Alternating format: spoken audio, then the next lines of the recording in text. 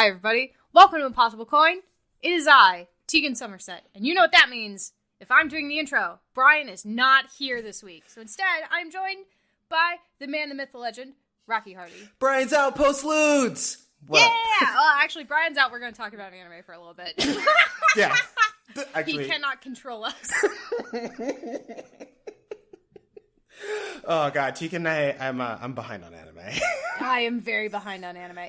For everybody who doesn't know, if you don't subscribe to our Patreon, Rocky and I have a one-on-one every quarter where we talk about the anime we watched last season and the anime we're looking forward to coming up. And neither of us watched any anime this last season. We were like, yeah, I'm going to watch all of these shows. And we have done none of it.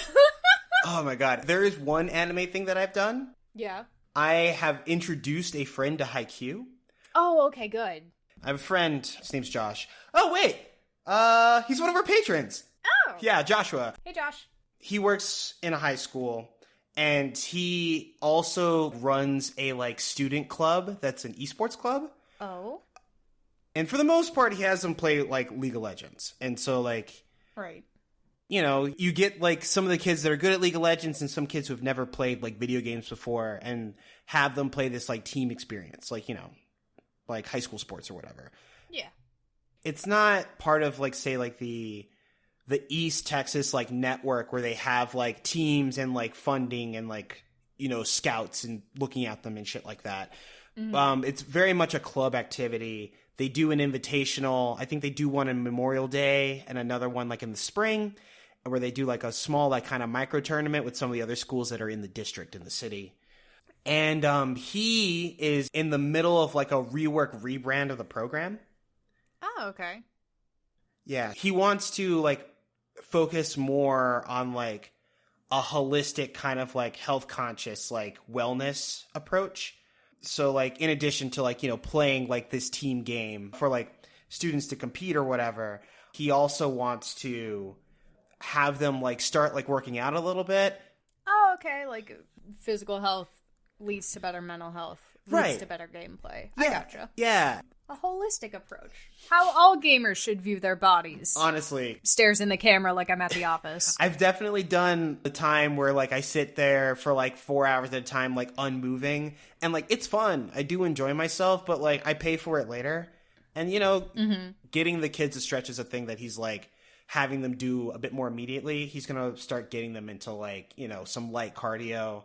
And he also wants to, make it a bit sillier. One of the things that he's been workshopping is sort of a Tai Chi, routine sequence, but that's, done with, goofy, anime Dragon Ball yells and stuff.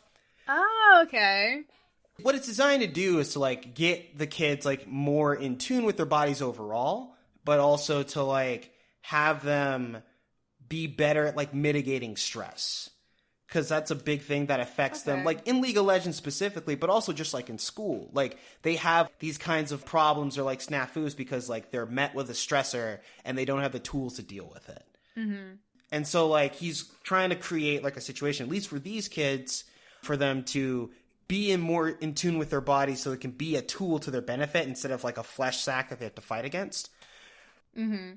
There's other, things that he's focusing more on cooperative gameplay and having that structured in the League of Legends thing. So he's having them play a lot more board games and a lot more smaller, intimate cooperative games so that the students get better at interacting with each other so that they can build a rapport, which builds trust, which allows them to perform better in a cooperative space.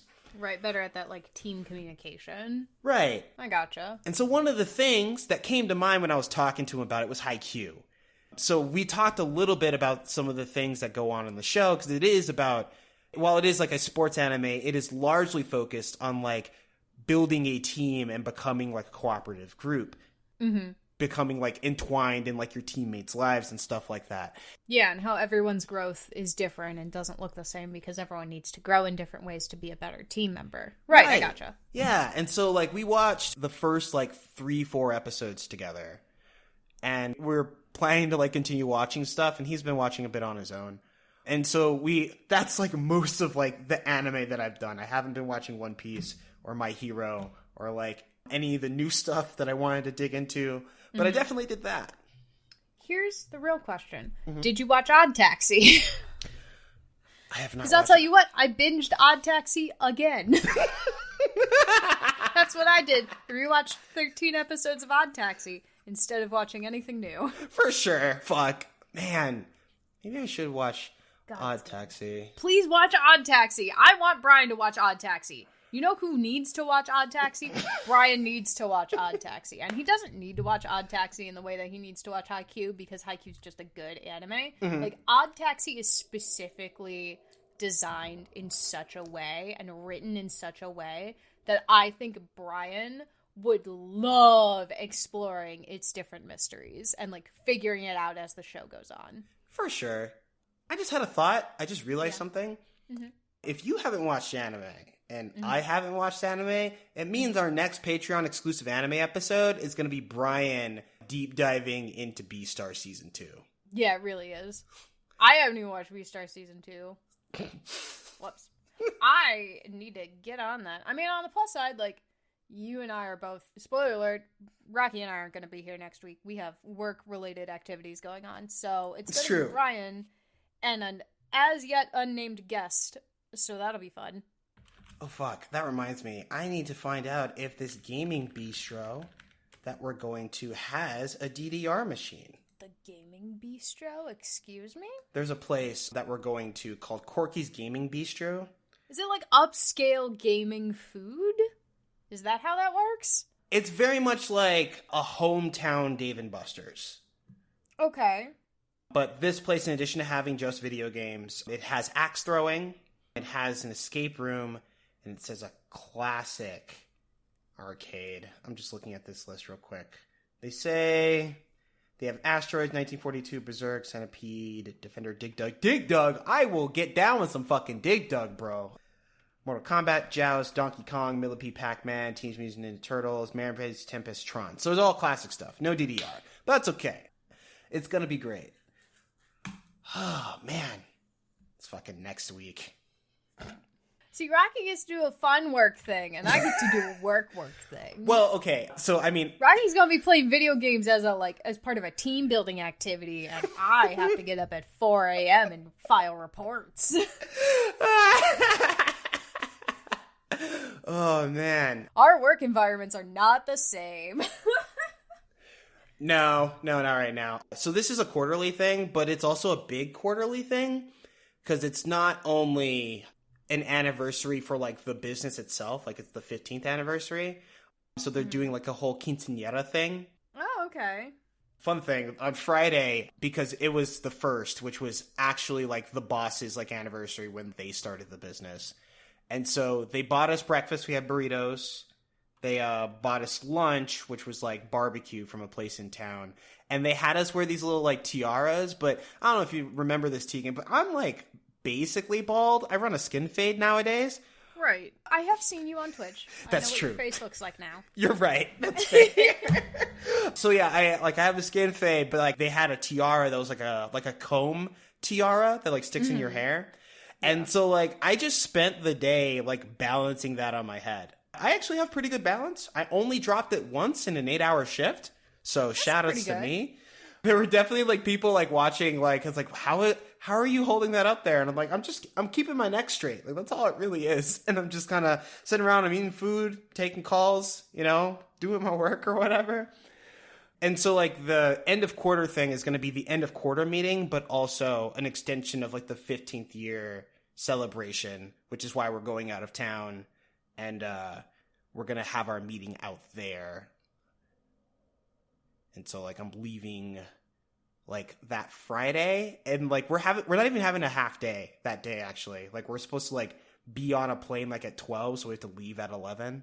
So like we're going to get there at 8, do like 3 hours of like 2 hours of like work and like 1 hour of shutting down the whole place and then go to the airport and then like fly. Like it's a short flight. It's like an hour and a half, but then we get there and then we do I guess business dinner things and then Saturday is going to be like the actual like end of quarter meeting, and then we go to Corky's, and then Sunday we like brunch, and then we come home. We work in very different environments. Fair enough. God, your place sounds cool. My place is actually cool, which is why I'm very interested in not fucking it up, honestly. But we will see how that goes. You'll be fine. I want to believe. Oh no. I believe. Thank you, Tegan. I spelled it right. Google said I spelled it right. Right, no, I no. spelled it wrong the first time. You did spell it right. I'm just trying to find the N with the tilde, and I can't remember the alt code. If you guys know the alt code for the N with the tilde, vote now on your phones. Vote now on your phones. We won't get it until later. Shit. Is it 164? Hold on. Give me a second. Alt 164. Ha! Never mind. I knew it. I am... Oh, God. Okay, whatever. It's fine. I knew the alt code. It was in my brain somewhere. I just needed to give it a second. Tegan, what have you been up to? What's going on in the world of Tegan? Nothing. Nothing ever happens in my world. It's very boring and very quiet and I like it that way. No, I'm kidding. We have our own special announcement celebration. Mm-hmm. We have officially reached 70 followers on Twitch. It's all thanks to Rocky. No. Tegan, please. Oh my god. Tegan's the one that's passionate about Zelda and actually providing a historian perspective while playing through the game in an accessible manner. Like, you know, watch your that streams. Is true, but like nobody is watching me. Oh my god. But it's fine. I'm talking and having a good time, so who actually cares? Oh my god. I mean, yeah. Fuck. God, I gotta start Tales of Arise this week. I gotta do it. You do! Oh, man. Also, I'm a little bit sad that you aren't playing the great Detective Ace Attorney game. So, like, Or Chris Tales, excuse. Oh, God! Rude. Fucking Chris Tales, Tegan! Yeah, you forgot about it. Chris Tales left my brain. I know it did. Okay, hold on, give me a second. I just gotta do some quick mental math. Yeah, okay, I'm buying Chris Tales right now. Anyways, continue. But those are two games that I specifically was like, you should play this on stream, and you haven't. So. I actually really... Oh, fuck, hold on. Original soundtrack? I'm not doing the soundtrack. Not until it comes out on vinyl. All my soundtracks are vinyl from now on! Oh my god. Oh man, they're getting mixed reviews. Oh my god. Tegan, I was a hipster before it was cool, okay? Oh god, please don't quote me on that. Wait, Sir? I'm editing. I can delete it. It's fine. You were... Yeah, okay, sure. I'm putting it in the... Oh god damn it. That was something. Those were words that came out of my mouth. Yeah, those were words that came out of your mouth. You said them with your chest. I really did. My lord. But yeah. On you. No, that's fine. I'll take that. I'll eat that. But fucking I am really happy. Outrageously happy. I'm fucking ecstatic, Tegan. Yeah? That I can play my Paradise Killer soundtrack on my record player because I bought the clear vinyl on it, and for like a couple weeks, like my needle was just dragging across the record. Oh no, that's the worst. It was like, it really bummed me out because I really love Paradise Killer's soundtrack. I like Paradise Killer. I think it's a neat game with some problems, but its soundtrack is 10 out of 10 no skip bangers. Like, that's what it is. Okay. And so, like, I was really excited to have the soundtrack because I was just like, I want to listen to this music again, but I don't really want to play the game right now. And now I can just put on the soundtrack for 30 minutes at a time. And that's fucking great. But, oh, right. Sorry. I skipped a step. You skipped several steps, but that's okay. Yeah, so it was skipping, but a friend of mine helped, like, take a look at the record player because he knows more about record players than I do. And he, like, fiddled with it with a bit, and then, like, he determined I needed the needle to be replaced, but I had, like, 4 spare needles, and I just hadn't switched any of them out. And he puts it on, and he, like, aligns it, cleans out some stuff, and it runs like a dream. It's so good. The saxophone, Tegan, on the Paradise Killer soundtrack deserves a Latin Grammy. Like, it's so good. That's some pretty high praise. But okay, Tegan, one of these days I'm going to get a capture card, and then I'll run Great Ace Attorney. I still haven't played the second game, but I ripped through the first one, and it was dope and bananas and, like, insane. So much fun. God bless Ace Attorney. Everything you ever hoped and wanted. I'm really mad that I didn't get to play this game 6 years ago. It's not one of those things where, like, with One Piece, where, like, I feel like I would have been a different person if I experienced this back then. But, like, this is a thing that I know was taken from me back then, and I'm a little mad about it. There's a guy, Tegan, like, the you know, like, they always have, like, a goofy thing that, like, the prosecutor does Like in Dual Destinies, they had like the samurai dude who would just threaten you with his sword and occasionally like cut across the gallery or whatever. That seems illegal, but okay. Super illegal. But he's also a convicted felon that's allowed to be a prosecutor for reasons. What? Yeah. I mean, that's just New York. But fucking in Great Ace Attorney, oh fuck, it's Lord Von Keese or something. Not super important. He has a long name like that.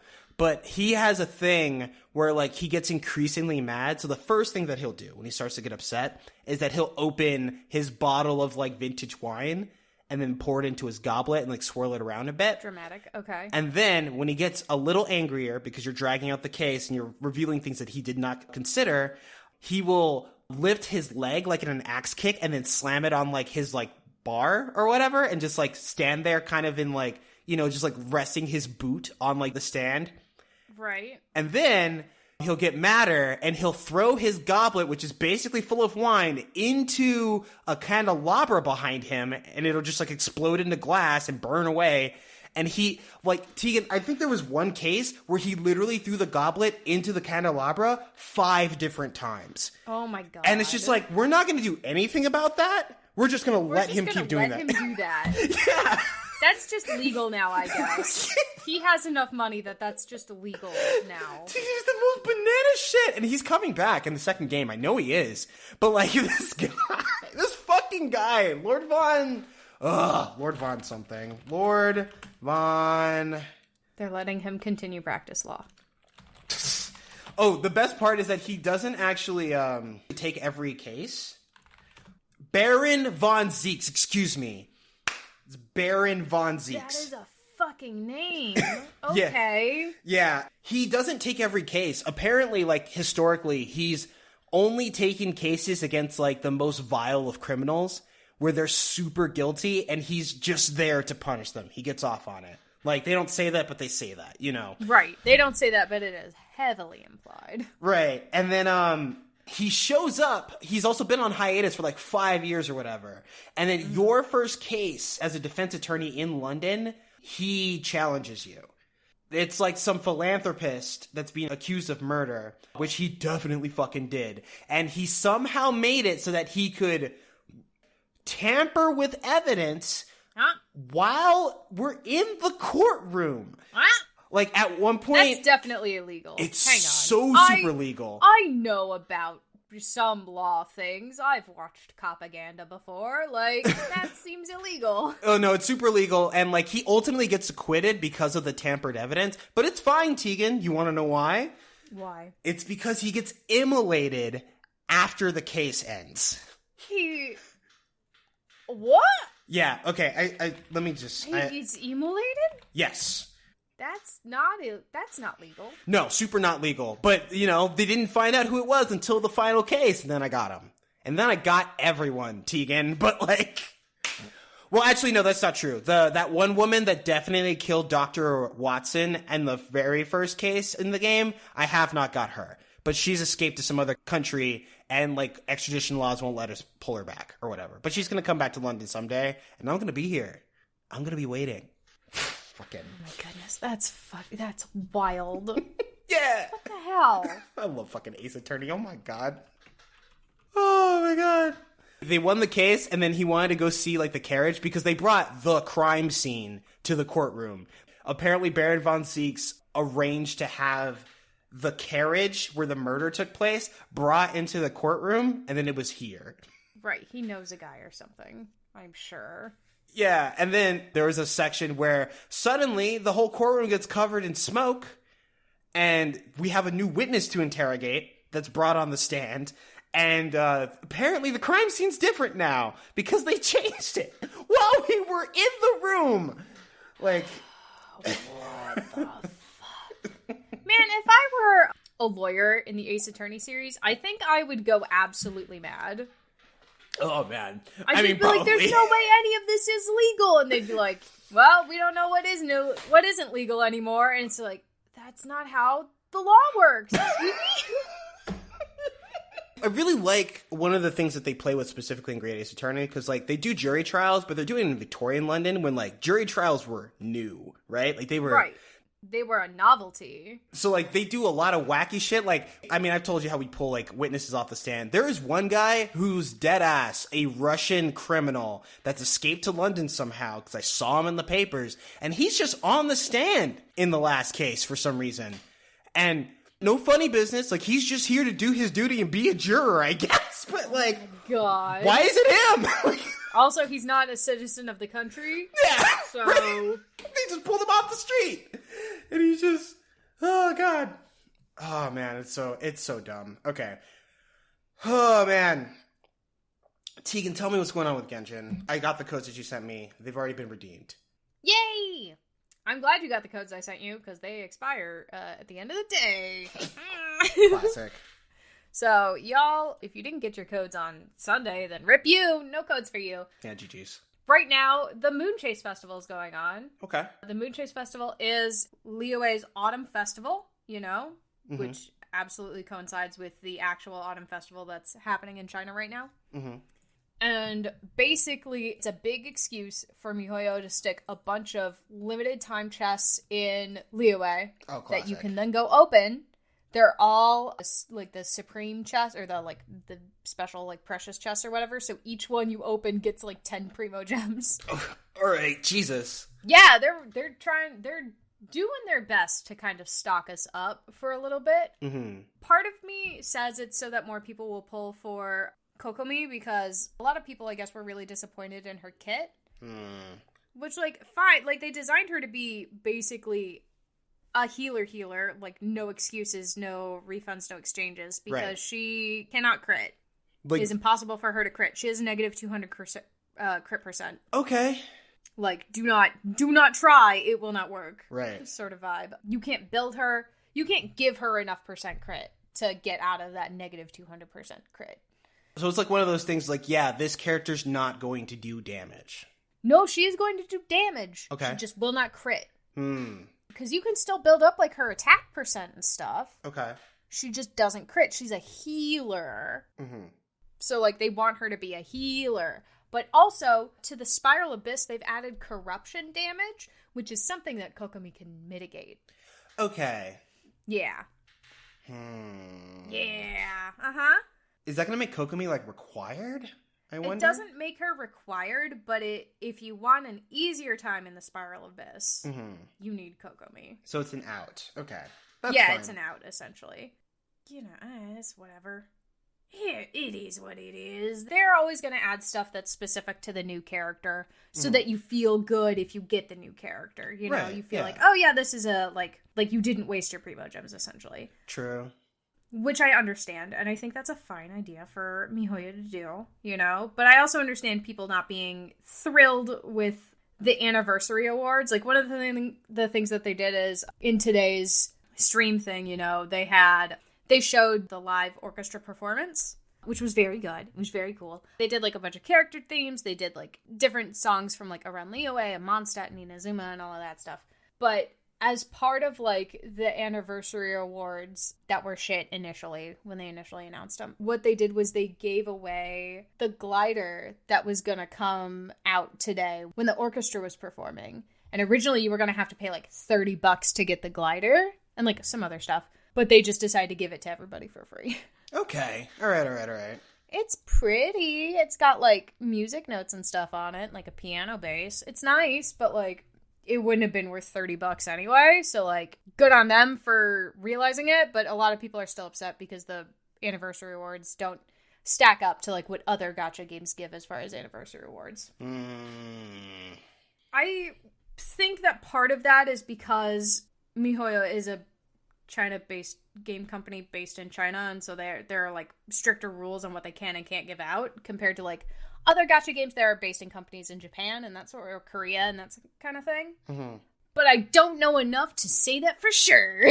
Yeah, no, I get that. Like, I mean, Genshin is a gacha game, but it's also, like, more like capital game rather than capital gacha. And when you're telling me about, like, the chests, how they're, like, populating them out in the world, that's more gameplay, and, like, less so than, like, the way that they do stuff like fetch quests, which fetch quests are things that, like, actually require a lot of work but don't have a lot of payoff if they're not perfect. I think, like, navigating to a new space, like, can I get up there? And you get a chest at the top of it, is a bit more like interactive as like a gameplay experience. Mm-hmm. But if that's the way that they like surface the rewards, I mean, I could see some people seeing like who are used to like say Capital Gacha, where just like, man, just give me the rewards. Like, why do I have to climb this hill to get the thing? And it's like climbing the hill is the game, you know? Like that's part of the experience, and it's not exactly like the treadmill. But I could see how that could be like a really weird line to like dance on. But also, like, part of the thing is, like, a lot of gacha games give additional, like, pulls, essentially. Give, like, 20 free pulls or whatever in their thing. Right. Because they're trying to reward you for being there for the anniversary, not, like, punish you, essentially. Yeah. For being there. Yeah. And some people are saying that, like, one, the amount of primos you get isn't enough. Mm-hmm. Because you can't get, like, a certain amount of pulls or whatever. And two, like, this isn't that kind of thing that we would want anyway. Like, people are expecting, like, a free character, or something, and, like, that's not what's happening. Right. No, yeah, I get that. Like, I feel like that's more of a gacha experience, and it's like, the gacha experience is definitely what made Genshin big. That's why they're an $800 million company or whatever. Right. Well, and on top of that, there are concerns because of China's new laws about how men are being depicted in video games. Oh, yeah. That Venti is going to be either slashed or completely redesigned. Okay. Because they don't want to show effeminate men. That's right. Yeah. And, like, I get that, and I understand, like, people are worried that, like, oh, no, Venti's going to get a redesign, blah, blah, blah. Venti's not going to get a redesign. If anything, he gets a new Chinese voice actor who's a girl. Oh, yeah. That. Like, that's the easiest way to do it. Like, they just changed the Chinese voice actor from a boy to a girl.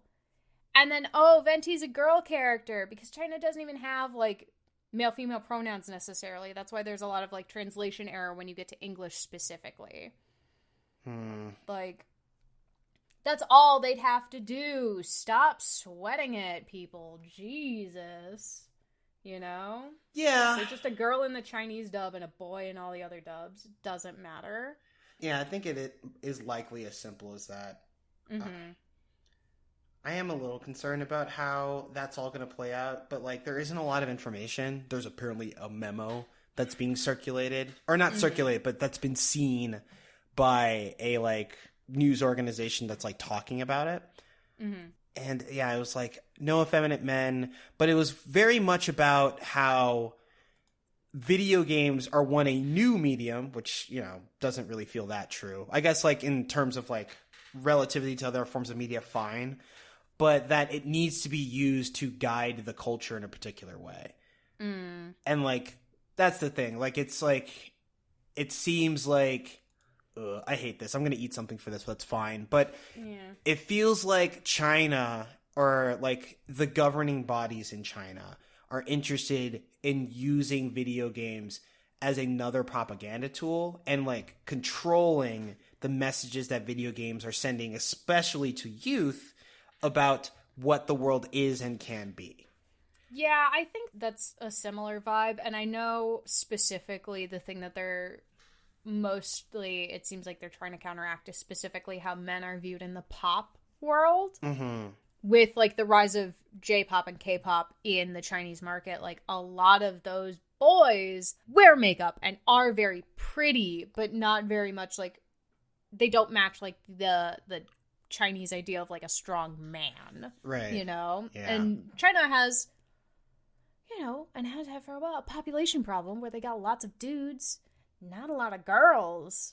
So I think they're trying to, I know. And I think they're trying to, like, with addition of the, like, the repeal of the One Child Act and, like, that kind of stuff, they're trying to gear the men into being men because they're concerned that the men are going to be too effeminate. Yeah.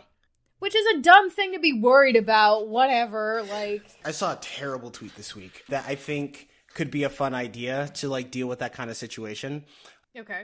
So there was this guy who he was just like, okay, so we really need a dating app for the FGC, right?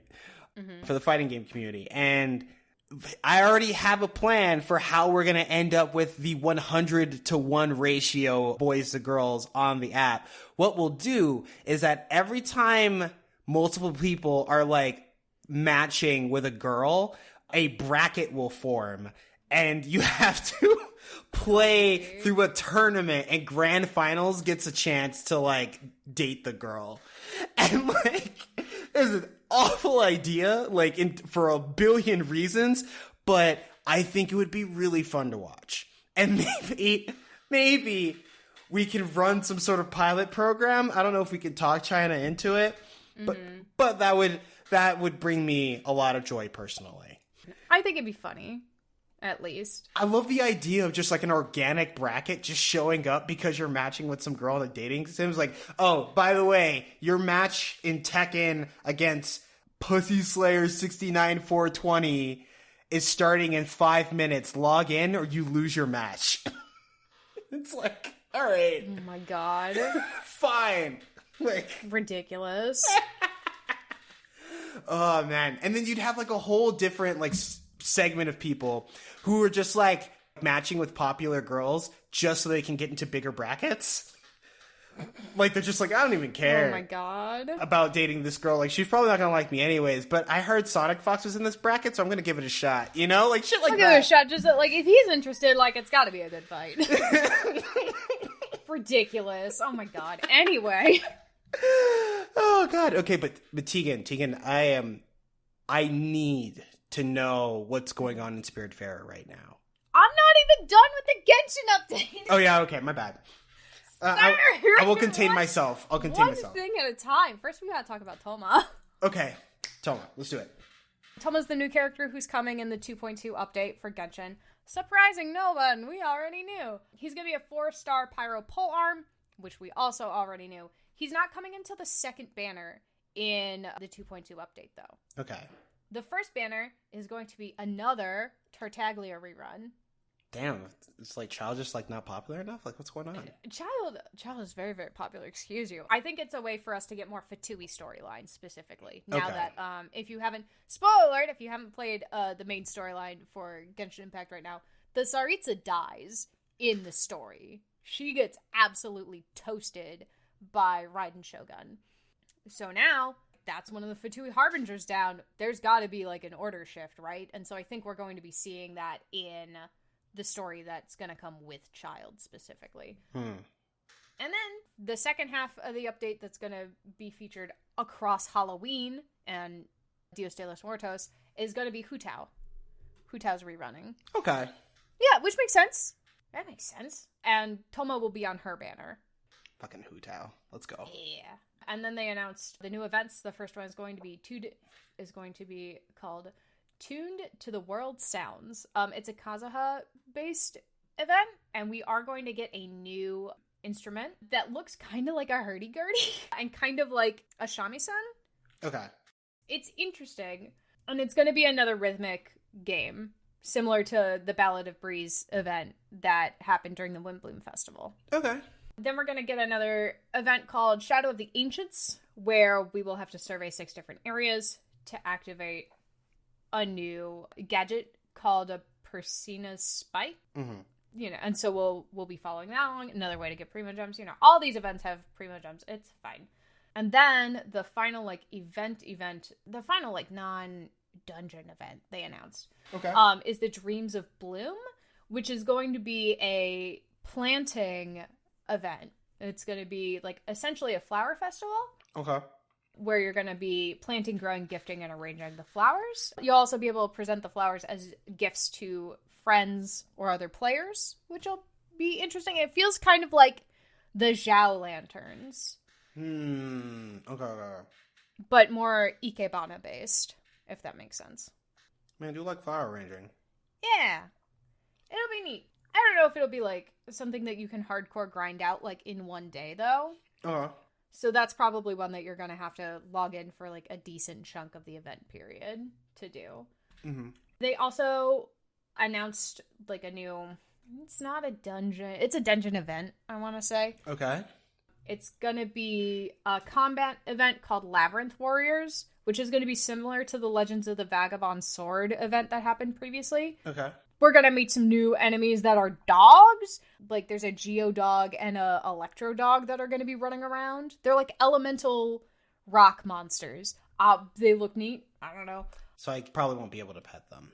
No, you will not be able. These dogs will bite you if you try to pet them, unfortunately. Fine. But if you complete the entire event, you will get a free Xinyan. Okay. Which is the pyro. She's a pyro heavy sword or great sword user, but she's the rock star from Liyue. Oh, okay. Yeah, she's neat. I've got, I think, a C1 of her. Maybe C2? I don't know. I never use her. I'm not big on, like, the great sword characters, though. Unless your name is Chongyun. I mean, Chongyun is the best. If your name is Chongyun, come here, we gotta talk. I just want to ask you something. I just want to ask you one thing, and it's, do you have a crush on Xingqiu? Please explain why you don't understand that he's hitting on you. If you participate in the Moonchase story event, 3/4 of my party hang out together for a little bit, Keqing, Xingqiu, and Chongyun. Mm-hmm. They all, like, have a scene together where they're, like, getting information. It's very cute. And then if you talk to Xingqiu and Chongyun afterwards, Xingqiu wants Chongyun to read to him Oh, yeah. the tale of the pining lovers, and Chongyun's just like, why? And it's like, he is trying to hit on you. They're gay, Your Honor. But they're not.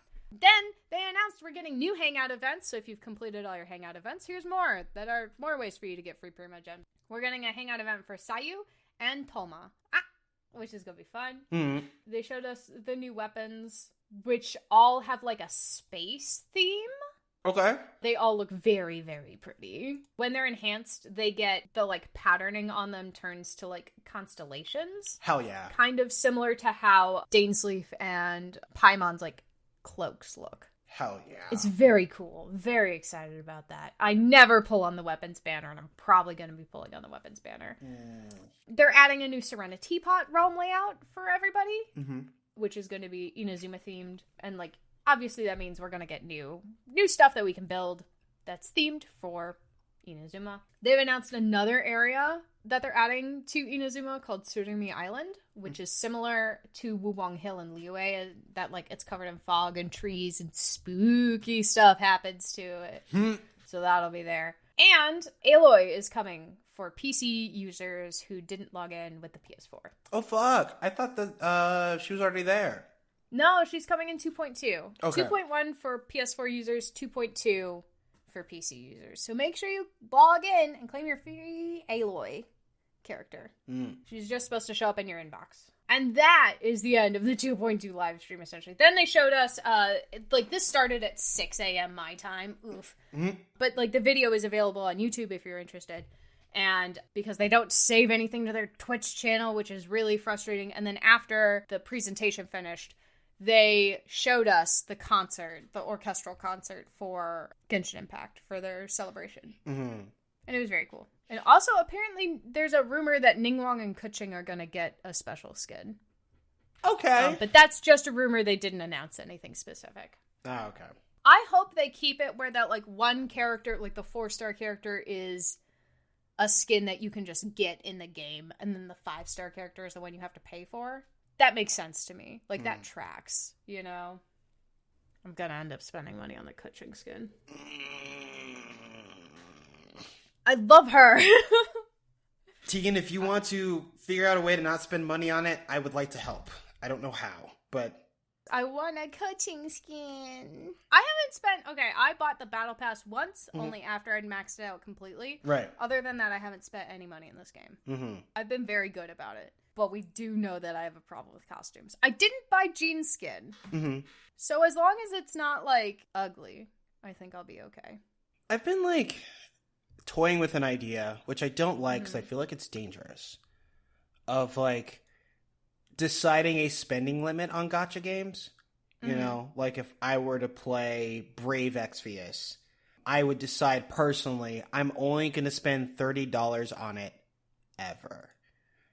and like trying to hold myself to that. And that's like a dangerous thing because, at some point, like 3 years down the line, if you're liking and enjoying the game, you're playing it the whole time. Yeah. And like I hit my $30 cap like 3 years ago. Like, do I really not want to spend money on this now? But like, I don't know. It's like a thing that I've been like thinking my way through. Maybe I'll do a Patreon thing on it. But like, I think it kind of depends on the game and the situation. Like, I know I'm not going to spend money on pulls. For this game in particular. Like, I police myself in such a way on the pulls that, like, I'm never not going to be able to absolutely wail on a character that I need to have, Yeah, quote, unquote. I get That's that. how I was able to get Raiden Shogun. Because I needed her. And then once I got her, I stopped, And now I'm back over my hard limit of, 10,000 Primo Gems and then setting everything aside as wishes, and that's what I can spend, on any one banner that I want. But I save those 10,000 Primo Gems so that when I need a character, I can get them. Like, I don't have to worry about spending money on the game sort of thing. And Genshin's pretty good about giving you, reasonable ways, as long as you're keeping up with the events, to get lots of Primos at once. So, you don't have to wail if you don't want to. But I did go into Love Nikki originally saying I'm only gonna do the $20 monthly pass thing essentially, and as long as I'm logging in, it's fine. And I did end up spending hundreds of dollars on that game. Yeah, maybe even thousands of dollars on that game. Definitely thousands of dollars on that game. So I think you have to know yourself in order to set up those limits. I know what I will spend money on and what I won't spend money on, right? And that's how I'm trying to do it, No, that makes sense. Because, sometimes they get you, and it's gross. Sometimes they just have your number, And so, I made myself a rule that, I'm not going to spend money on the Battle Pass unless I've maxed it out already. Which makes sense. Because, if I'm not playing enough for it to make sense for me to spend on the Battle Pass, why would I spend on the Battle Pass? Right, yeah, I'm not getting the potential value. And, right. I think this is about all it's actually worth. I get that. Right, exactly. But Keqing is my favorite character. That is my main character. So if she gets a costume and it looks cool, I'm gonna buy the costume. You gotta be careful with that, because, they did that to people with Street Fighter V, and everyone, there were skins for just about every character, but, Chun-Li and Cammy deadass got, 14 skins each. And, right. That's not See, normal. Right now, I'm not worried about that, because they've only released 2 skins. It's not like they're dropping new skins every single update. Right, yeah. If they had started in that summer update, drop 2 skins, and then the last update drop 2 skins, and then the next update drop 2 skins, and then the next update, and the next update, and the next update, that'd be one thing. But the skins seem to be very specific to characters and reliant on, shown situationally in the story. Right. So that makes me feel a little bit better about spending, the $20 or whatever to get the skin. Yeah, I get that. And it's on sale the first time it appears, so even if it's not the best deal, I'm not dropping $500 billion on the pulls anyway. So if that's how they get their $20 out of me, that's how they get their $20 out of me. Fair enough. Tama cute though. I'm excited for him. What a dumb boy. He's from Mondstadt. People forget that. Tama is from Mondstadt. He hangs out in Inazuma, but he is from Mondstadt. So he's an expat. He's an expat, yeah. A bunch of people in Inazuma are expats. Not a lot of the characters that are playable, though. Okay. Just characters who show up. And that means, so a lot of people thought that, our Geobo boy was going to be here. In these upcoming banners, and he's not. So... And we know, Fontaine is... Or, not Fontaine. What's the next one? The next country is going to be coming. Probably not until, March? April? Something like that? Based on, the distance between, Mondstadt and Liyue, and then Liyue and Inazuma. So I'm sure he'll drop before our Inazuma portion is over, We're probably going to get another Dainsleif event. Before the new country drops is going to be my guess. Wait, is Dainsleif the hide and seek thing? Dainsleif is a dude who may or may not be part of the Spiral Abyss. Spoilers. Lots of spoilers. around who he's actually, like, affiliated with and that sort of thing. But, like, I'm not gonna get into it because that's fun to find out. But he's a character. He's got, like, a space cloak like Paimon does. Okay. And you meet him in Mondstadt. He's tracking the Abyss Order also, but, like, in a different way from how Diluc is tracking them. Plot. The plot of Genshin is very good. I will say it again. I said it before, I'll say it again. It's a very good plot. We gotta get a plot breakdown at some point. Oh, God. We do gotta... I'll do it. I'll commit to it at some point. I mean, I still want to read through the books of Genshin because, like, they're all readable books. And so, like, if I'm collecting these, I feel like I should read them at some point. Mm-hmm. But I haven't done that yet. Maybe one day when I log into Genshin, I'll just sit down and then I'll just, like, read a bunch of the books on stream. Who knows? Do the, like, how Brian David Gilbert did the Skyrim book report, but it's Genshin. It's like, okay, guys, there are, like, 500,000 books in the world of Genshin Impact, and I read all of them. I'm going to tell you which ones are the best. Do a breakdown by city or like country. So like first do like there are 400 books in Mondstadt and I read all of them. These are the best 5 stories. Oh, or man. whatever. And then I'll God. finally figure out what's so compelling about the book Xinqiao's been reading. Xinqiao reads so many books. Xinqiao reads so many books. It's wild. He's also an author. Don't forget. True. He's an author under a pen name, so you can read his book. That was being published, I guess. Right. Being published in the only country that's, like, closed. God. Open your country. Stop having it be closed. Anyway. Now, Spiritfarer. Let's do it. So, the Beverly update dropped on Monday or something. Okay. And I definitely played it while I was at work this week. And it was okay. Okay. Beverly is Stella's neighbor. They live in the same apartment building. Beverly is just old. Her story is she is old. Like, everyone else has, like, more proper, I think, like, palliative care needs. Like, everyone you meet, up until Lily, everyone you meet in the main story is someone that Stella is encountered because she's a palliative care nurse, right? Lily is not. You know, first of all, Lily's not dead. Lily's your sister. And, like, you learn more about Stella as a person doing Lily's story. But Lily doesn't really need you to take her anywhere. She doesn't get off the boat and show you stuff. Like, she's like, oh, remember when we used to do this? And then you go and investigate that separately. You don't build a house for Lily or anything like that. You just learn about Stella as a person through Lily. Okay.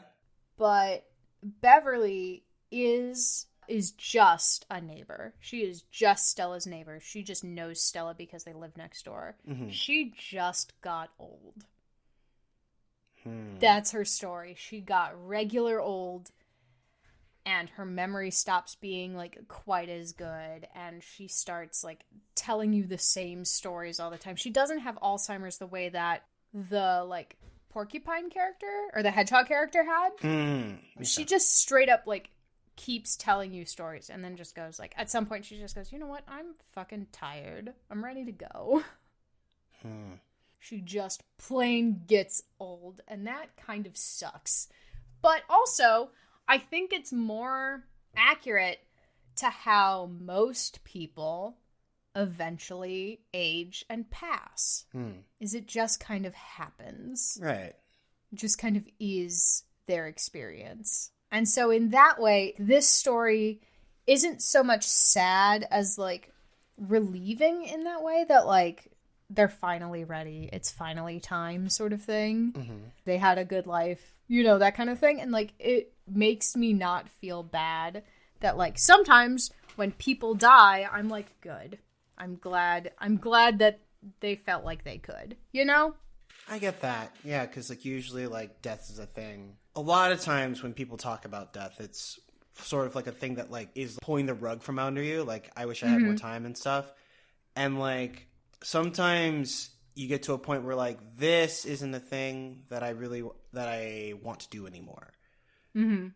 There are various perspectives on, like, how that goes and whatnot, especially with people who, like, ideate. But, like, for people who are, like, you know, old and they feel like I've done the things that I've wanted to do with my life, and now this is becoming a less pleasant experience for me. Right. I'm ready to move on to whatever's next. Right. And it's just time. you know? And, like, Beverly tells you about, like, her house. She had a farmhouse, you know? And she loved her little farmhouse, and it was so cute, blah, blah, blah. She tells you about her kids. She has 3 kids. None of them are ever around. She tells you about her husband. And then, like, you go through her, like, little story loop, and then she tells you about it again. And then the 3rd time she asks you, while standing in front of her house, to build her a house. You just, like, Stella, like, does that, like, reach out that she does, like, that pose where she's, like, reaching out to comfort someone. And Beverly's like, I'd like you to build me a house. And it's like, you've already done, she's like, you've already done that. Yeah. I appreciate that. And then she tells you another story about her husband that's, like, the same story that she told you about her husband, but it's a little bit different. And it's not a little bit different in that she adds more detail. It's that she's, like, struggling to remember the details again. And then she's like, I appreciate you listening. Like, I like that you always come by and check on me. And then she, like, that's it. That's the end of that conversation. Yeah, for sure. It is just watching your grandparents get old. Right. If you had a grandparent where, if all of your grandparents, like, died of cancer or had dementia or something, like, this is, watching Beverly's story is just watching a grandparent get old and die from being old. Nothing else happens. She doesn't develop cancer. Nothing. She just dies in her bed one day. And, like, that's it. Yeah, like, no drama, but, like... No drama. No, like, no palliative care. No big story. She's just a lady who lived next to you, and she'd make you soup sometimes in the winter, and she liked it when you came over and talked to her in her apartment. And remember, she had to sell her house because once her husband died, it was just too much house for her to handle. And she really appreciates that you've moved in downstairs. And has she told you that yet? Has she told you that she appreciates that you moved in downstairs and that you come up to visit her sometimes? Like, because her kids, they don't visit her, you know, because they live all over the country, all 3 of them. And that's it. That's the story. And it's sad, but also, like, by the time she was like, I'm ready to go. Like, I was like, yeah, you're ready to go. And I didn't feel bad. I felt, that was the first person that I, like, felt happy about taking to the door. You know, where I was like, good, like, you are finally able to move on. I'm glad that you feel like you're ready to move on. Because everybody else was like, I wish I had more. I wish I'd gotten to, you know? And Beverly was just like, it's fucking time. Yeah. Let's go. Yeah, especially, like, in the main story. Like, most people, like, reach the door with, like, regrets. And, oh, God, I'm still mad about that fucking frog. I can't believe you went off without me. A tool? Yeah. The tool is like, man, like, I understand you have some, like, missing resolutions, but don't just fucking disappear, bro. What the fuck? Whatever. It's fine. He dipped. Yep. He just straight up dipped. The one that got me is the little mushroom boy. Yeah. He still, I forgot, when you're ready to take Stella to the door, when you don't have any more passengers on your boat, essentially, like, after the Lily update. Lily is a collection of purple butterflies that just kind of hangs out on your boat. Right. And she allows you to travel at night, essentially. So she's like a collection of butterflies that, like, sit on the side of your like, captain's cabin sort of thing during the day. And then at night, she's a person-shaped collection of butterflies that shines in the light. And that's because your sister is away at work during the day and then comes and spends her night in your palliative care unit with you. So that's why she's only, like, a person at night. And when you're ready to go, when Stella's time to go to the door after the Lily update, Lily is like a little collection of butterflies in the boat, and the butterflies follow you to the Everdoor so that someone is with you when you pass. Right. Which is really cute. But, like, also, when it's Stella's time to go, all of the spirits of all of the people that she's helped pass show up again. And so you can, like, hug them and stuff. And I'm like, I forgot about that. So I got to hug my little mushroom boy again. And I was like, oh, God. I'm going to play this game on stream. And I'm just going to sob. It'll be fine. It'll be fine. It'll be cathartic. Yeah. We've all had a heck of a year. We can process that together on stream at some point. Honestly, I've been, like, feeling like I want to go back to play To the Moon again for, like, a long time, but I haven't done that. Do it on stream. Yeah, maybe. Suffer for your art. God, because, like, it was just, like, that twist when it hits, it's so much. Mm-hmm. Oh, God. Fucking to the moon. Ken Gao, the madman. Yeah, that's what I've been up to. What have you been up to? So, I haven't been playing as much as I like. That's fair. I've been busy, but I've played some things. I'm going to talk about some things. Okay. One of the things that I've been doing is a friend of mine, he's going through a breakup, and he's also just having a rough go of things. Oh. And one of the things that he has is a curfew. Like, one of the things that he does, he apparently has a single emotional coping mechanism, and it's taking long drives at night. Is the curfew self-imposed? No, it's not. Like, because of work or something? No. It is definitely state imposed because he broke some laws. Oh, no. Yeah. All right. Yeah, so Fair and valid. he doesn't do that, and he's been having a rough go of it. But, like, on afternoons, like on the weekends, like, he comes and he hangs out with me, and he does some midday hangouts with other people who have the time. And so we've been playing through Dark Souls, or I've been playing through Dark Souls, actually, and he's been kind of like, backseat gaming Dark Souls. Right. Being like, oh, you gotta dodge that. Yeah. Yeah, after you immediately get one shot, and you're like, yeah, I know, thanks.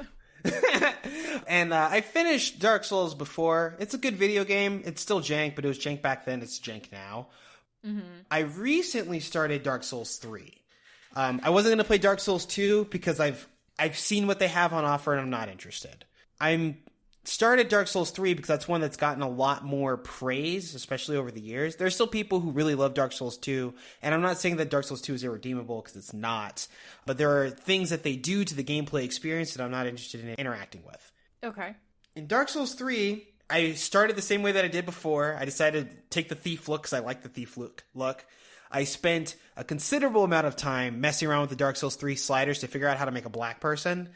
Right. That took a bit, but I have a very passable black person. Like, this looks like a dude that I can see on the street, and I'm happy about that. Okay, well, that's good at least. I started Dark Souls 3, and one thing that I noticed immediately is that the jank is mostly missing. Like, I am so fast now. There's, like, a boss that apparently sticks some people, like, right when they show up, and I killed it on my first try, and I was like, oh, shit, that's kind of wild. But, like, I'm just running around with a dagger swinging, like, 7 times a second because, like, the game can keep up with me now, so that's cool. And I've done some stuff. I haven't awakened my first Lord of Cinder, but, like, I have the long samurai sword. I'm doing another dex build. And I've been, keeping track of the things that I've learned from Dark Souls. And Dark Souls is still really fresh in my mind. Mm-hmm. So that's also really helpful. But I really like how the game is designed to be a lot more accessible as a whole. Mm-hmm. Like, Dark Souls 3, like, has the hub world, which apparently showed up in Dark Souls 2. And it's immediately available, and so, like, you don't have to, like, go to this one spot in this one map with this one bonfire to go, like, level or / like, upgrade your weapons or just buy you can inventory. Get there anytime. Yeah, you could just fucking go do that. And, like, whenever you meet people, they appear in the hub world, like in Bloodborne, like in Dark Souls 2, and that's nice. And, like, the way that the levels are designed are they're a bit more linear. Like, they're not handholdy still. Like, they're still very much like you just got to go through the stuff. But it's very much like this is a place where you're supposed to go, as opposed to, like, Dark Souls where, like, here you are. Look around. If you see something you like, maybe explore that. And, eventually explore everything and you get the thing. Like, I remember in fucking Dark Souls, I didn't go to the catacombs until I was, like, level 90. Like, I went to fucking, like, Anor Londo and, like, open the spaces where I could fight stuff for the Lord Vessel Flames. But, like, I didn't go to the catacombs at all. And I had no idea until, like, I started looking around. I was like, what shit am I missing? Oh, fuck, there's a space and then a double space?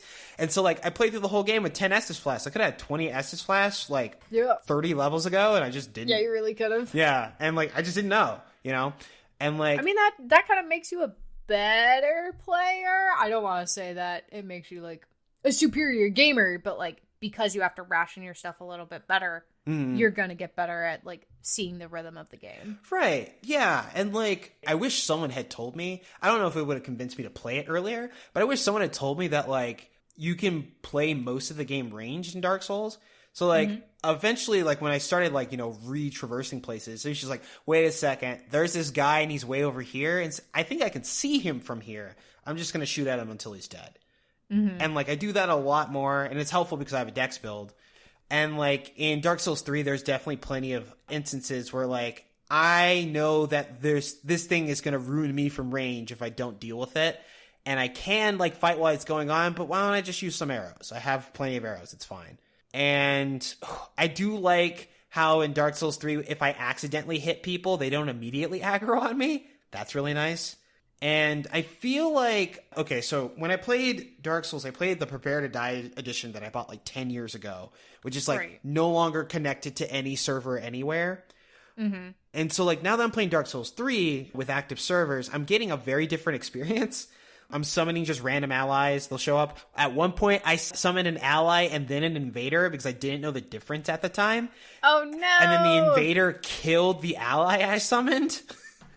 That's amazing. Yeah, I was just... 10 out of 10. I was like, oh, man, I'm so sorry. And then, like, I equipped a covenant, which is very different from how it worked before, where I had to talk to a particular person and then, like, shake hands and make a deal. And then I'm in the covenant until I break it. And if I break it, I can never come back. Like, I can just, like, equip a thing, and now I'm in a covenant, and sometimes, like, oh, I'm just getting summoned someplace. And I just did some PvP, and that was kind of cool, honestly. Like, I killed a dude, and, like, there's a lot of people that just kind of roll, like, on defense, and just, like, kind of watching them and making sure you know what they're doing and, like, punishing them. It felt pretty good, especially since I have, like, that neat little dash attack with, like, the skill move on, like, the samurai sword, the Uchi. I haven't quite... Okay, no, I fought, like, one big boss. I fought the giant tree, but apparently that was, like, an optional boss. Yeah, the tree is an optional boss. Yeah, so I still haven't found, like, a big required boss yet. Okay. There was that one boss where before you get down into, like, the lower level when you're still, like, near the shrine or whatever, and you're, like, walking around, and you gotta fight that one ice dude. I did summon a guy. He showed up. He gave me a Claymore +2, because I guess he just had one. Okay, cool. Yeah, and then, like, we went and we killed the boss, and that was that. And then we waved, and that was done. Bye. Yeah, like, and, I mean, that's cool. And, like, it's definitely, like, ominous. Like, I met the old lady that gives me, like, the Way of the Blue, or, what is it called? One of the covenants. And the Way of the Blue Shield. Is it the Way of the Blue Shield? Okay. Yeah, that's the one that Alex joins. And so, like, I went to go talk to the old lady, and, like, as I walk into the cathedral, I saw, like, 40 bloodstains just, like, scattered about, which is a lot less than what showed up when I was playing Remastered. And now I'm realizing they just had, like, some bloodstains that were just coded into the game as opposed to part of the server, which is also kind of neat for them to do. Yeah. But there were just so many in that one room, and I just, like, looked at it and I'm like, well, this seems ominous. And then, you know... You, like, walk in, you're like, something bad happens here. But it's just that oh no moment. But, like, you know, I talked to the lady and she gave me the thing and that was that, and I just left, you know. Like, I guess she's an optional fight.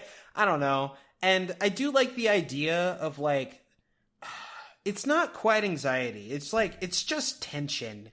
Where, like, you meet a new character that looks different from, like, an enemy. Like, they don't actually look monstrous. And you're kind of like, is this an enemy? Is this an NPC? It's that hesitance of, like, if I talk to you, am I bone? Right. Or is it fine? And especially, like, in Dark Souls 3, I think what they're doing a bit more of is that there are characters that look, like, humanoid or, like, interactable, but, like, they have their backs turned. And, like, the thing that'll tell you if they're enemies is that when you walk up to talk to them, they'll turn and they have red eyes. And you're just like, oh, hold on, my bad, let me take a step back. Yeah, well, let me quick dodge roll. Oh man, but yeah, like I'm enjoying the game so far. I'm like 10 hours into, well, no, I'm like 7-ish hours. I left it on for 2 hours because I was on a very long phone call. Right, that's fair. For Dark Souls 3, and I know there's a giant crab that I can go fight. I'm not sure if I have to. Doesn't seem necessary, but like if that becomes something I want to do, I guess I could just do it. So that's cool. When What I don't know. See, and here's the problem: is I don't know in what order any of these fights are. Except I do know the tree is an optional fight because I do see Alex fight that one like at the very beginning all the time. Okay. But other than that, I have no idea what order any of these fights are supposed to occur in, quote unquote, supposed to occur in, because I'll just walk in and like Alex is at the beginning of the game, and then I'll walk in 2 hours later and Alex is at the end of the game. So like I miss a lot in the middle, which is fine. But when you get to the fight with the 2 princes, please let me know, because that is my favorite fight. 2 princes. Okay. 2 princes. Alex's favorite fight is the Gaping Dragon, because he really likes how the Gaping Dragon looks. But my favorite fight is the 2 princes because it's sad. Okay, for sure. Yeah, I'll let you know. One of the things, also like in Dark Souls, in Prepare to Die, I fought against Sif, like, you know, the big dog? Yeah, the dog. But like, good boy. Like 40 levels stronger than I was supposed to be there at. Whoops. Oh no. So like, he was super free when I actually ended up fighting him.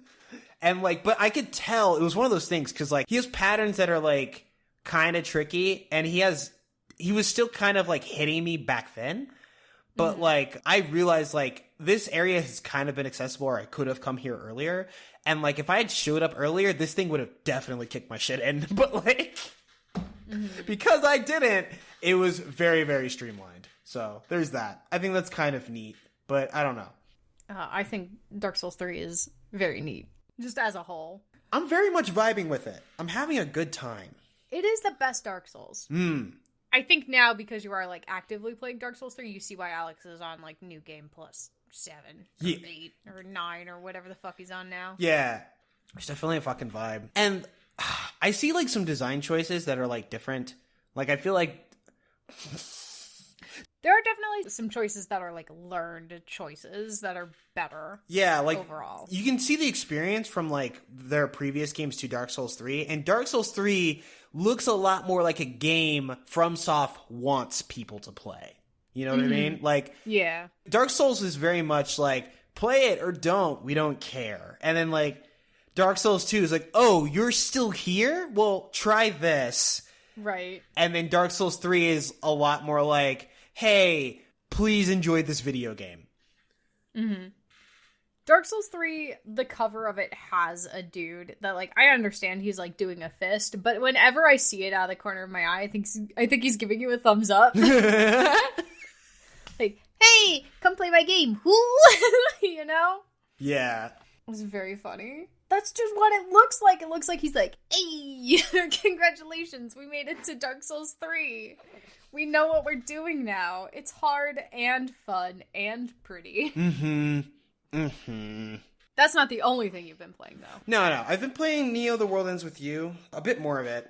And I'm in the second week, because I haven't been playing a lot of it. And there are a couple of things I've been running into. Like, for example, I've ended up in fights that, like, last longer than they're supposed to. And, like, even then, like, the fight itself is, like, I've done, like, 5 fights in, like, 5.5 minutes as opposed to, like, 3, you know? And it's because, like, I've been using pins as they become available and just, like, leveling them up to max. But there are some combinations of pins that don't work that well together, given, like, the rhythm of the fights. One of the things that I appreciate very much about the World Ends With You series, especially in the original that wasn't quite carried over to the remakes that well, was a sync system, which makes it so that when you capitalize on, like, a combo, you, like, move to the next person, and if you're able to string those abilities together so that they chain properly, you get, like, a big super attack that does a lot of damage and gives you a huge damage buff. Okay. And so it's important to, like, have skills that, like, essentially feed into each other so that you can build up the sync meter quickly so that you can get this super attack on the damage buff so that you can finish, like, fights more efficiently. But because I'm just, like, equipping skills as they come up, sometimes, you know, they don't fit that well together. Like, there are skills that are designed for, like, rapid attacks where you just, like, mash something and at the end of it, you get, like, a big thing that, like, ends the combo that tells you the next person's supposed to go. Some characters some pins have skills where, like, you have to hold to charge a thing and then you release it and it goes off and you hold and release the next thing. And there's like several different like iterations of those kinds of ideas, and the pins themselves are mapped to specific buttons. So it's not like your characters are like tied to a button. It's like you have a range shooting attack, so you have to rapid tap Y to use it. You have a fast melee attack, so you have to use X. If you're charging an ability, so you have to hold R. Or there's like a special like Uber pin or a hold ability, so you have to hold like the ZL or the left trigger and stuff like that. And some of those like button mappings come out as awkward if they're like combined in certain combinations. And some of the skills don't readily chain into each other well, which like can artificially extend the length of battles. And that's something that's like bothered me a little bit. It's like a very like tiny gripe, because honestly, like once you have the pins that you want, you can build your set and then like everything runs like butter, like forever. But because I'm going out of my way to just make sure everything gets leveled, sometimes I'm running into stuff like this. There's also, in the second week, there's a mysterious player that's like rumored to be the protagonist from the first game, Neku. But there's a couple of things, like one, you can't see his face, like he wears a face mask, much like the protagonist, and he also has blonde hair instead of like orange hair. But it's probably implied that Neku's hair was like dyed in the first game. But I'm actually starting to think, because the protagonist has like time travel powers, that like this Neku that's been like running around the game is actually the protagonist from the future who's trying to do some other endgame stuff. And so right now, like my quest is to like hunt him down. And what I've been doing is that like the day starts like at 10 a.m. or whatever. And at 10:30, I get a text message about, or not a text message, but like a notification about like some celebrity news. And then the guy who's known as Neku is essentially murdered by a different player. And so what I'm trying to do is find out where this fight starts so I can help him when this happens and like recruit him into my team before he gets murdered. And like I've been running into various like neighborhoods and essentially guessing wrong and then resetting the time loop so I can like try it again in a different direction. But it's also one of those things that's like designed so that the right answer isn't readily available, so you can't like accidentally luck into the right answer. Instead, like you have to go through all the paths, and then like the correct path will be revealed later and you can do it again. And so like I'm worried that like that kind of like tedium may like harm like replayability, even if it's like initially compelling. But The World Ends With You is still a very good video game. Combat is still very, very good. It's fluid, it's fast, and it's rewarding. The soundtrack is incredible. They are not going to make a vinyl of it, so I guess I'll just never have the soundtrack. But man, The World Ends With You is so good. And Neo's a very pretty game with well-drawn characters and interesting interactions. I do like how, and this is like an innovation basically because of the age that we're in now, where you're able to read the minds of people on the real ground or like on the street. But like whenever you like read someone's mind, you get their thought and then you get like their Twitter handle. So it's like at cheeky high school student or at secret pro wrestler, like shit like that. Are these on Twitter? Are these like actively on Twitter that you can mess with? I haven't looked at them yet, but now I kind of want to. But Please do. I haven't. I checked. want all of these minor characters to have actual Twitters that like were active for a while. Oh man, I hope it has like the dialogue for the game, and they're just like secretly there, like it's just like they've been around and whatever. But yeah, like the game, like it oozes style. It's fluid and fast. The characters are fun and interesting. And for people who are like worried about its comparison to the initial game, like it's not the initial classic. I feel like it lacks tension in the same way. But I think its gameplay like holds up, and the way that you're able to interact with the world is a worthwhile pastime. I'm still like firmly like halfway through because I'm almost certain that this game's going to end in like a 3-week cycle. And I'm like still in the first half of the second week, but it's good. I'm having a great time. That's the most important thing. Oh man. But the second most important thing is that there are only 48 more days until Final Fantasy XIV Endwalker Early Access starts. And then we lose you forever. Yeah, I'm going to be gone. I'm going to be missing. You know, it's fine. But like, they've We'll put up the wanted posters again, don't worry. Oh, fuck. Fucking, so like the game looks good. I'm very excited for like the conclusion of the Warrior of Light story.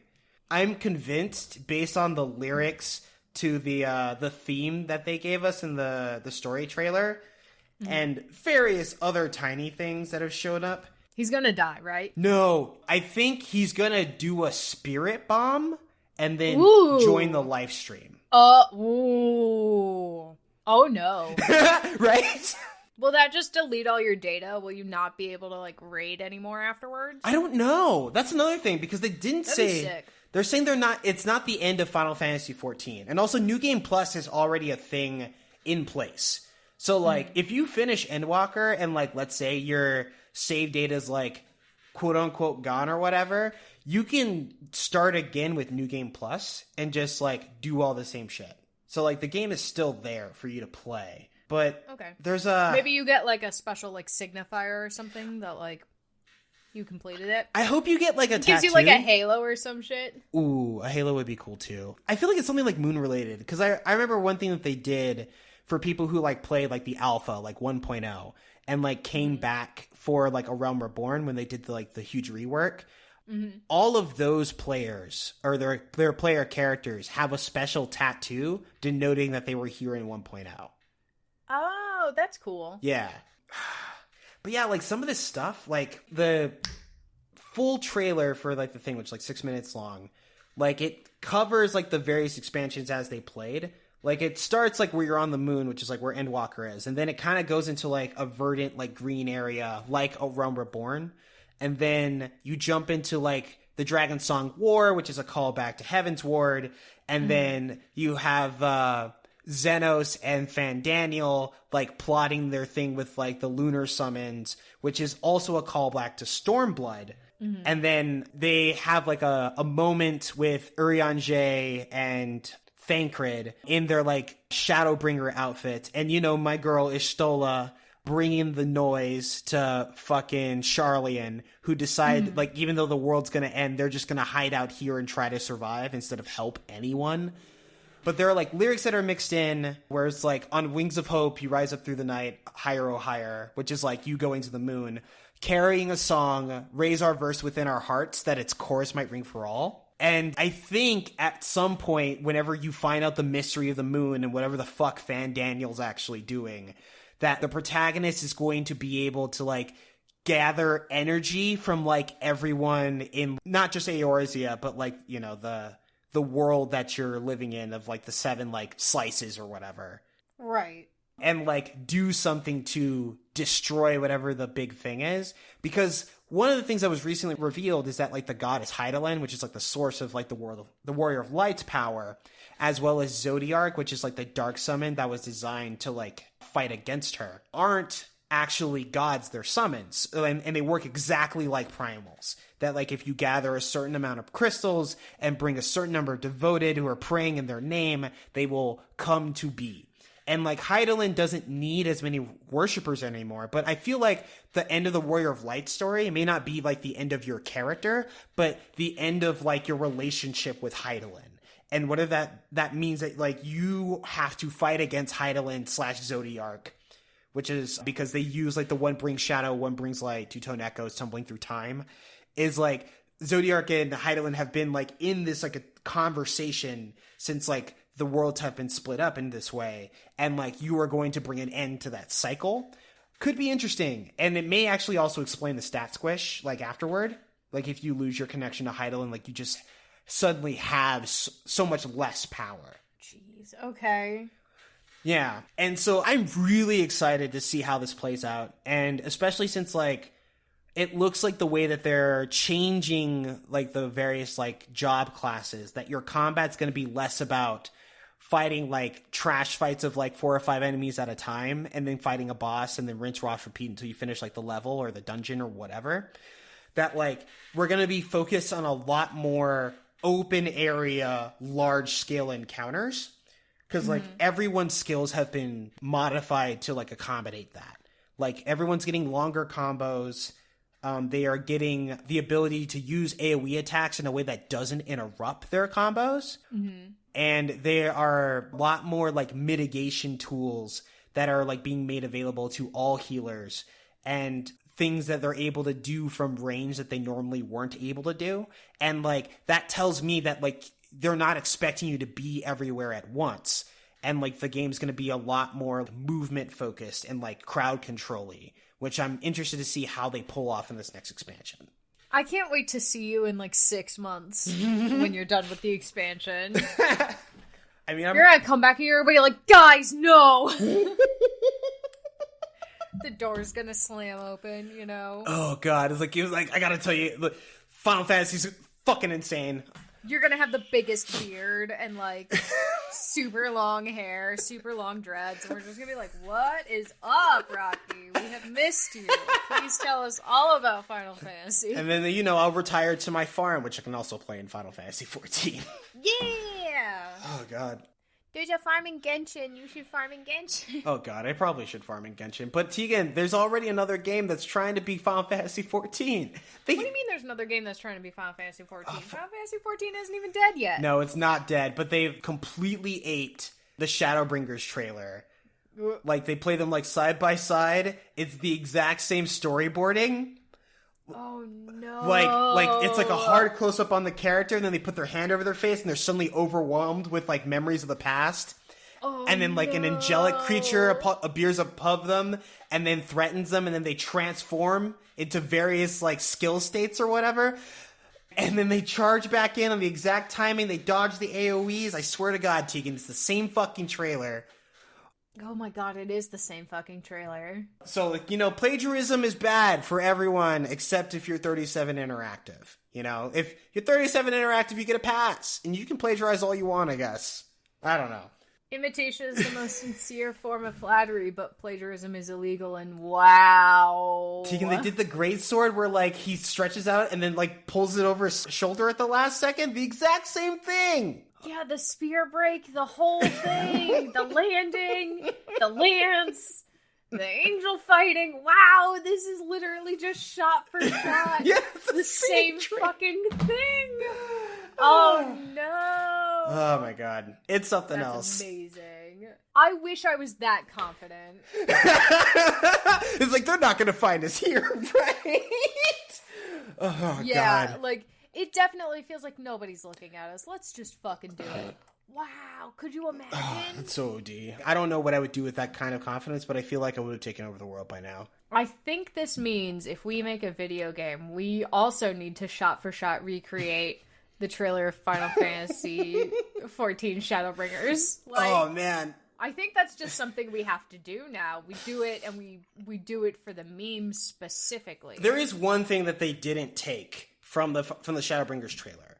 Mm-hmm. At the beginning, immediately after the like samurai sequence, there's like a little gremlin little thing that talks shit to like the warrior of light. And it's just like, what are you doing? No life to live, no fight to fight. And then like the angel shows up and then just completely wrecks the character's shit until they go Dark Knight. Right. And like those lines are actually the things that Emmett Selk calls you out on at the end of Shadowbringers. Because like Emmett Selk is one of the immortal beings, and he wants to essentially do very controlled mass genocides so that there is enough overlap between the various like worlds that have been split apart so that they can be reunified without like failing to like coalesce. And he's decided that you could potentially be an ally because you are similar to like the elevated like race that was before like the dimensions were cut into 13 pieces. And so like you're like technically two of those, and that's because like the actual dude in the trailer who's from a parallel world who's like jokingly called the Warrior of Darkness is like inhabited in your body after the Aether in his world were like changed to a particular element, which was light. So like at the end where like he like extends the axe to you, it's because you're supposed to be the same person. Like that's the default character shape. Oh, okay. Yeah, and so, like, he basically decides to join his soul with yours and trust you with the future of his world so that you can fight Emmett Selk here. And then, like... Ooh, all right. Yeah, and then that other guy summons basically 7 other people who are exactly like you going through similar things, which is how you get, like, the full 8-man fight versus Emmett Sulk in that particular moment. So even like the stuff where like they summon other people to fight in the fight with you is like canonically based in that particular moment. That was a little thing in the trailer that blew up into a very powerful story moment that I don't think this trailer tried to ape. But honestly, they would have failed if they tried. Mm-hmm. Because it's not going to be the same story moment. They just didn't have it. That's what it was. What if they also copy the story? That would be embarrassing. I'd be really upset. But like also I think that's so the head writer for Shadowbringers, who also initially, because she's been there for a while, she showed up in Heaven's Ward, and her first big project was writing like the job quest for Dark Knight specifically. And then like she basically pitched her concept and that like with like the Warrior of Darkness, and that grew into what Shadowbringers ultimately was. And then the story was her baby. That's what they gave to her. And so, like, if they just ape that entirely, like, that's putting more clout on her, which is good because she needs more writing jobs. I want to play more stuff that she's writing. Okay. Another thing, which isn't quite a game that I'm playing, but it sort of is. League of Legends Worlds 2021 put out a new music video. I mean, are you ever not playing League of Legends? Yes. I quit League of Legends for a couple months at a time. Uh-huh. And then, like, I come back and then do some ranked and get to a place where I want to stay, and then I leave it there. Gotcha. Yeah. But the music video is good, and it depicts some of the key, like, real-world players, like Faker, who, like, go to, like, some secret, like, training facility where they, like, play, like, in a virtual augmented reality thing where they use, like, the magic spells to fight against each other as, like, training for, like, a big, like, open world sort of thing. And it's a really cool looking trailer for like a game that a lot of people would obviously be interested in playing, but that game is not League of Legends. Like, yeah, this game is not League of Legends. You are correct. Like, you look at it. I don't know what game it is, but like, it looks sick, and like there's definitely stuff from it. Like, there's definitely an Oriana orb versus like a Syndra and shit. And like the character, the players are definitely controlling them. And I can definitely attest that sometimes League of Legends can feel like that. But if you're not playing League of Legends, like if you see it from the outside and you look at this music video, like, damn, is this League of Legends? That looks pretty cool. And I'm like, it does look pretty cool, but that's not League of Legends. You know what? If this was how they did the League of Legends anime, I would watch the shit out of it. True. You like select a champion, and instead of like seeing that champion fight, like you just get their powers and participate in these 5-on-5 VR arenas. Like, that'd be sick as hell. True, that would be fucking cool. Maybe one day. Who knows? It would also be a good reason for them to draw all these League of Legends players as buff as they did. Yeah, some of them are like, really buff. There is no way that all of these boys are this buff. Like, I mean, they definitely added a couple of inches to Bjergsen's arms for, like, no good reason. They just did it. And I mean, that's fine, you know, it's like, it's their intent as an artist, but like, come on. Like, please. I'm sure all these players got, like, a say on their final design in the anime. Yeah. In the anime thing, and I bet they were all like, yeah, no, I want to be a little buffer. Just maybe a little bit. It's like that, like, rising Bowser is taller than, you know? Like, yeah, there's 900 feet. No, he's not. Shut up. You know? Oh, man. And, like, the thing is, I really liked the music video they did last year, like, Takeover. I felt like that really encapsulated, like, kind of like the solo queue, like, grind experience. Where it's just, like, some guy off the street starts playing the game, and, like, you show up, and some guy is just so hyped about the one thing that he can do, and he kicks your shit in, and you get knocked out. And then, like, you know, you pick it back up, you go back in, you fight that same guy, and then you figure out their one trick, and then you can keep moving. I think one of the things that was really cool in, like, the 2020 video is that when he beats that first guy, he's using, like, a blue, like, energy fist that kind of looks like Lee Sin. But, like, over the course of the video, he's, like, picking up various, like, abilities from, like, all sorts of different champs. But, like, when he shows up with, like, Faker or whatever, he, like, tries to use all the champ abilities that he fought against all those other guys, and, like, Faker's just dodging them like they're nothing. And the way that he actually ends up able to fight and, like, win is, like, doing, like, the blue fist stuff that he had innately.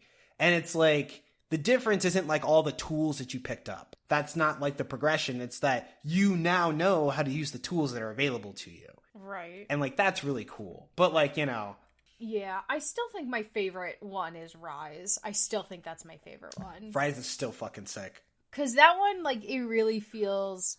With, like, the way that they have them all climbing up the mountain, like, that one feels like the fucking grind to me. Mm-hmm. Like, it is a mountain. It is impossible in some places. And then you, like, hit the one thing that launches you up 30 feet or whatever. Yeah! Like, you end up in a cave, it's like, fuck, I haven't seen a cave for a while, and there's just a dude there. Yeah, there's just a dude in the cave ready to wreck your shit. Yeah! Like, God damn it. I thought I had a break here, but no, there's a cave dude. Oh, man. God. But, fucking... And then, you know, I just want to talk about this one little game. You know, it's been going on for a while. It's not new. It actually initially launched in 2013. Okay. 100% Orange Juice is a board game simulator that is the best parts of Mario Party. With the exception of the minigames. Some people like minigames the most, but, like, it's, like, the board and, like, everything is, like, the last 5 turns of Mario Party, where you're gathering resources and you can cash them in for shit. But, like, if you end up on the same space, you have, like, a small duel, and, like, your main mechanic is just, like, a simple dice roll, but you have a series of characters you can pick from. Like, I remember when it came out, there were, like, I don't know, 8 characters, Tegan? Mm-hmm. And, like, this game has just been so quietly supported over these past, like, 7-8 years that there's, like, 50-some characters in their cast now. Oh, Jesus. Yeah, so you just show up... This game came out in 2013, mm-hmm. and right now, the main game is on sale. It'll be off sale by the time everybody hears this, but right now the main game is on sale for $1.74. Yeah! And it's because, like, that'll get you, like, the base game, the first couple of maps, which is, like, I think, like, 5 or 6 maps, and, like, the first, like, 8-10 characters. But there's, like, 40 more characters, there's, like, 30-some more maps, and, like, a bunch of other stuff to play with. Mm-hmm. Like, I haven't played this game, like, seriously. Like, I played a little bit of it this past week with, like, some friends as a goof, because that's how we usually play it. It's like, hey, you know what would be fun? Let's just fuck around and play some Orange Juice. Let's play that Anime Girl board game. Yeah! And, like, but, like, I haven't played it seriously in, like, 5-6 years now. And if I wanted to buy all the DLC, it's just, like, $50. And then, like, I'd have another, like, 40 characters and, like, 15 maps and, like, new game modes and all sorts of shit. And it's one of these games that's, like, been quietly hanging out on Steam. Whenever people do, like, mess around with it, they react to it in a very big way. Like, they have a lot of fun doing it. There's a running joke that, like, 100% Orange Juice is Game of the Year every year. Mm-hmm. And, like, it's... If you have a little bit of time to fuck around, right? Like, if you're not looking for, like, an intense, deep game experience, if you just want to fuck around and roll some dice and play a virtual board game, 100% Orange Juice is here for you. It is available, it is cheap, it's easy to get into, and it's full of expansions for as deep as you want to go. God, what the heck? What is this? What are these boards? Tegan, do you want to play 100% Orange Juice? We could do it sometime. I don't know if I do. If we do, we should play it on stream. I'm down. Yeah.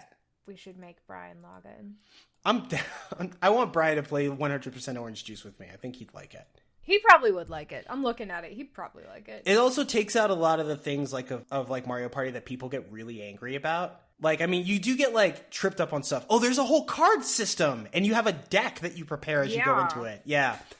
But there's a whole thing, like, in Mario Party where, like, at the end they give, like superlatives that, like, literally change the trajectory of the game. Mm-hmm. Orange Juice doesn't have that. You know, like, when the game's over, it's over. Oh, okay. There are, like, cards you can pick up. There are little, like, fights that you do that, like, can win you stars or, like, cost you stars if you lose. Mm-hmm. The AI is, like, kind of gnarly sometimes. Like, sometimes, like, you'll play a game and, like, the chicken will always, like, roll a 6. And so, like, you just gotta be ready to deal with that. And, like, occasionally, like, there's, like, a timer, like, let's say 10, 15 turns in, a boss monster, like, all the monster spaces will become boss monster spaces. And, like, the bosses are like monster fights, but they have just, like, really gnarly modifiers. But, like, those are the moments where you can use your cards and whatnot. And some of them are really cool. Like, every character has, like, character-specific cards.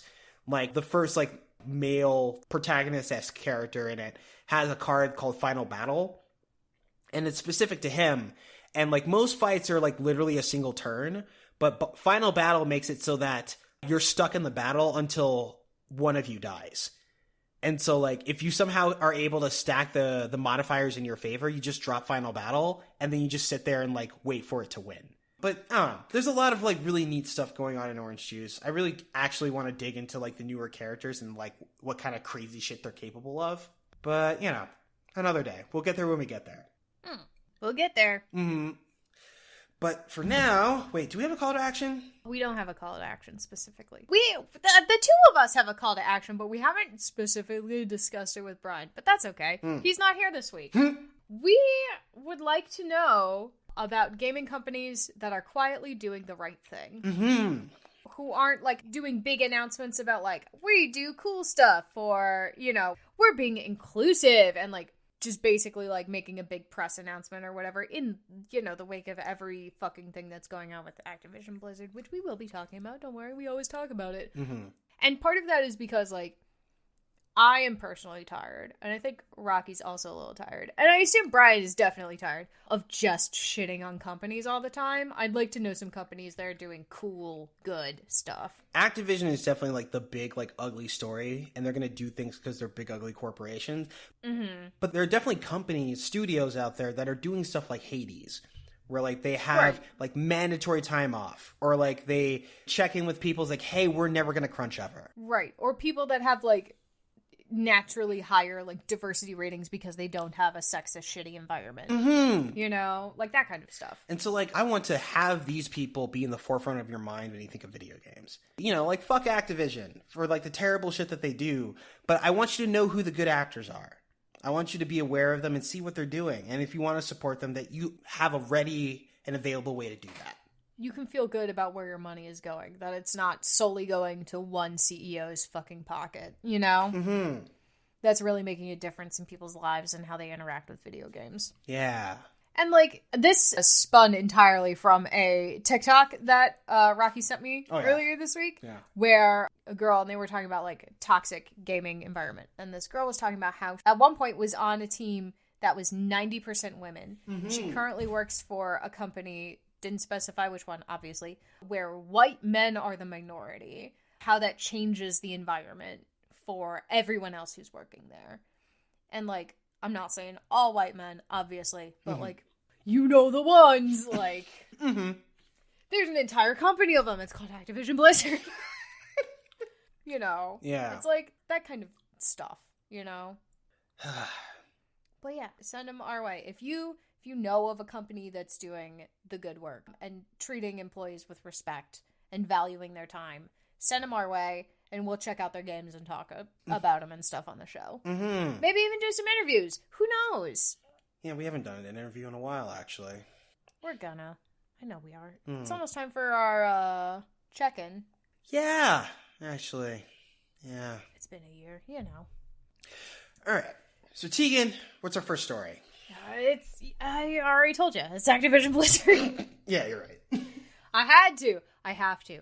I know personally, I feel it in my bones that if we did not talk about Activision Blizzard this week, Brian would rise from his, the fucking, you know, Benadryl coma he's in and shoot us down with lightning, like, immediately. Oh, fuck, yeah. Like a vengeful god. He'd be like, you didn't cover them, and, like, you know, whatever. Anyway, I'm joking, Brian. I kill you.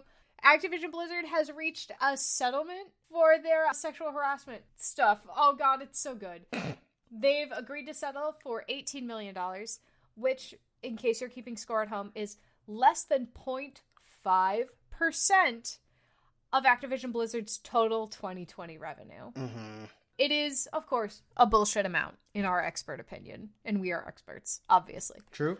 What they're going to do is they're creating an $18 million restitution fund for affected employees. They will also be complying with anti-discriminatory laws to ensure its workplace is free from harassment, discrimination, and retaliation practices. Any money not claimed from the $18 million fund is going to be donated to charities dedicated to the advancement of women in gaming and tech sectors, and otherwise used to improve upon Activision Blizzard's internal programs to promote inclusion, gender equality, and diversity. Disgusting. This is specifically the lawsuit between Activision Blizzard and the state of California's Equal Employment Opportunity Commission's filing over allegations that dated back to 2016. Like, the lawsuit was filed, it was brought to a federal agency, and Activision Blizzard was just like, we'll settle now, thank you. But don't worry, because we're still going to be covering Activision Blizzard in the future, because the Securities and Exchange Commission has their own investigation now that is looking into how Activision Blizzard dealt with the allegations of misconduct and discrimination. And also don't forget that throughout all of this, a ton of major Activision Blizzard employees have left. Like, you know, J. Allen Brack and their chief legal officer, Claire Hart. Like, you know, they can't keep people now because people are trying to get out of there before it all goes down. It's not great. Can't wait to keep talking about Activision Blizzard being shitty. That's my favorite thing. Don't play World of Warcraft. Stop it. Fucking stop. Don't play Diablo. Like, I know you like it. Stop it. Don't do it. Don't give them any money. Fuck it off. Fuck off with it. Yeah, we'll find you some alternatives, man. Like, honestly. Yeah. Like, it's not... I promise you, it's not that big a deal. We'll find you something else to play. It really isn't. I understand your entire community is on World of Warcraft. Have you considered playing Final Fantasy XIV? They have a free trial leading up to level 60. Yeah. Including the award-winning expansion Heavensward. Yeah, and I have personally seen a ton of people who have migrated from World of Warcraft to Final Fantasy and have found the community there open and welcoming. Mm-hmm. Like, just go. Convince your guild to go. You'll be fine. You'll land on your feet. Honestly, like, the transition is really smooth. Even, like, years before Asmongold decided to give it a try, I have been meeting, like, WoW refugees at, like, every level of the game. And they seem to have, like, a really good transition. They find the things that they want to interact with. Honestly, it's a good place to be. I can highly recommend it. It's got all the stuff that WoW has. It's got mounts. It's got really big complex fights that you gotta communicate with. Mm-hmm. It's got cool-ass cutscenes. Yep. Like, it's got all that stuff. It just is less shitty. And run by a less shitty company. Yeah, Yoshi P has always been boys. Even when Square Enix hasn't been boys, Yoshi P has always been great. Mm-hmm. So, you know, consider checking it out and getting out before WoW ends up shut down because Activision Blizzard has to give up the ghost. That would be wild, you know? Actually, yeah. Get out of there ahead of time. Establish yourself somewhere else so you can help other World of Warcraft refugees. Mm-hmm. Plus, there's a lot of good, like, opportunities. I mean, I don't want to shout out Valorant, so I'm going to leave the FPS alone for a bit. But, like... Yeah, that's fair. Second Dinner is working on a game that's going to functionally be a Hearthstone replacement. And even then, there are other CCGs that are happening. Like, Diablo, like, actually has some pretty solid, like, dungeon crawlers. Like, I actually really like the Minecraft Dungeons game. Like, as silly as it sounds, but, like... the game itself works very well. Yeah, it's a good game. Like, don't knock it just because it's Minecraft. Mm-hmm. Millions of people make thousands of dollars on Minecraft content. True. Suck it up. It's not just for children. Also, the Second Dinner group, those are the people who made Hearthstone. Those are the people who made Hearthstone. Mm-hmm. They just all left to make their own company because they couldn't stand Activision Blizzard's bullshit. So if you like Hearthstone, if you liked old Hearthstone especially, like, they got you. They know what they're doing. Relax. It's fine. It's gonna be fine, I promise. You can get out of that toxic relationship. We promise. Mm-hmm. We're here to help. God. Can't wait to continue. At this point, and I know I'm pretty sure we said this last week, but, like, Activision Blizzard is gonna be, like, the shittiest company of the year when that happens. Yeah.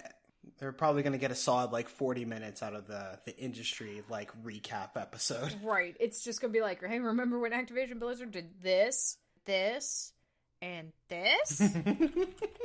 Fuck's sake. And it's just going to get worse every month. Yeah. Like, that we're going through. Yeah. Well, one thing that's on its way to being better is that Twitch has rolled out their anti-hate raid tech. They've added new tools to help fight against harassment on the platform. One thing is that it's adding phone verification chat controls that will allow streamers to require a viewer to have a verified phone number in order to chat. In addition, they are tweaking the existing email verification settings to give creators greater control over who gets to chat. With the tools, creators will be able to set up email or phone verification requirements for accounts that fall under certain age limits or following lengths. For example, a streamer can make it so accounts that are less than a week old or have only been following for less than a few minutes must have a verified phone number in order to chat.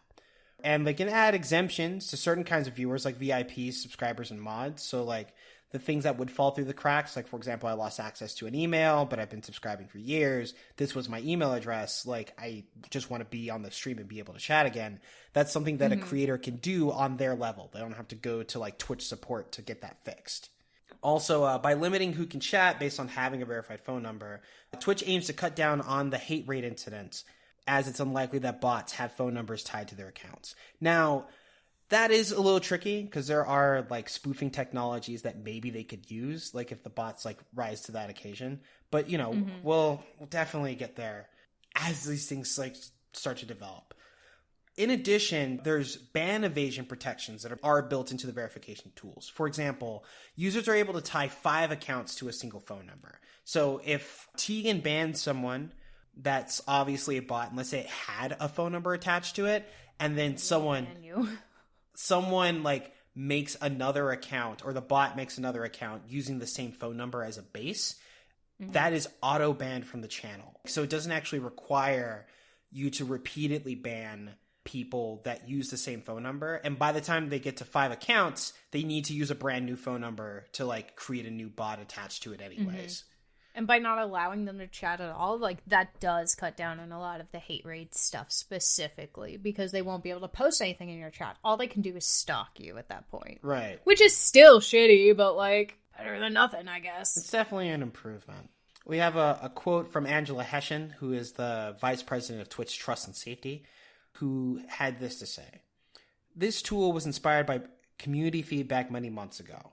We need to do better at articulating our safety priorities and our progress so that the community knows what we're working on and why.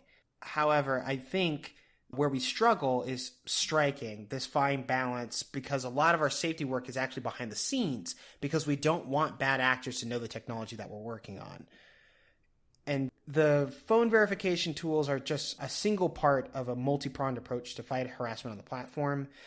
Earlier this month, Twitch did file a complaint in U.S. federal court against 2 alleged hate raiders.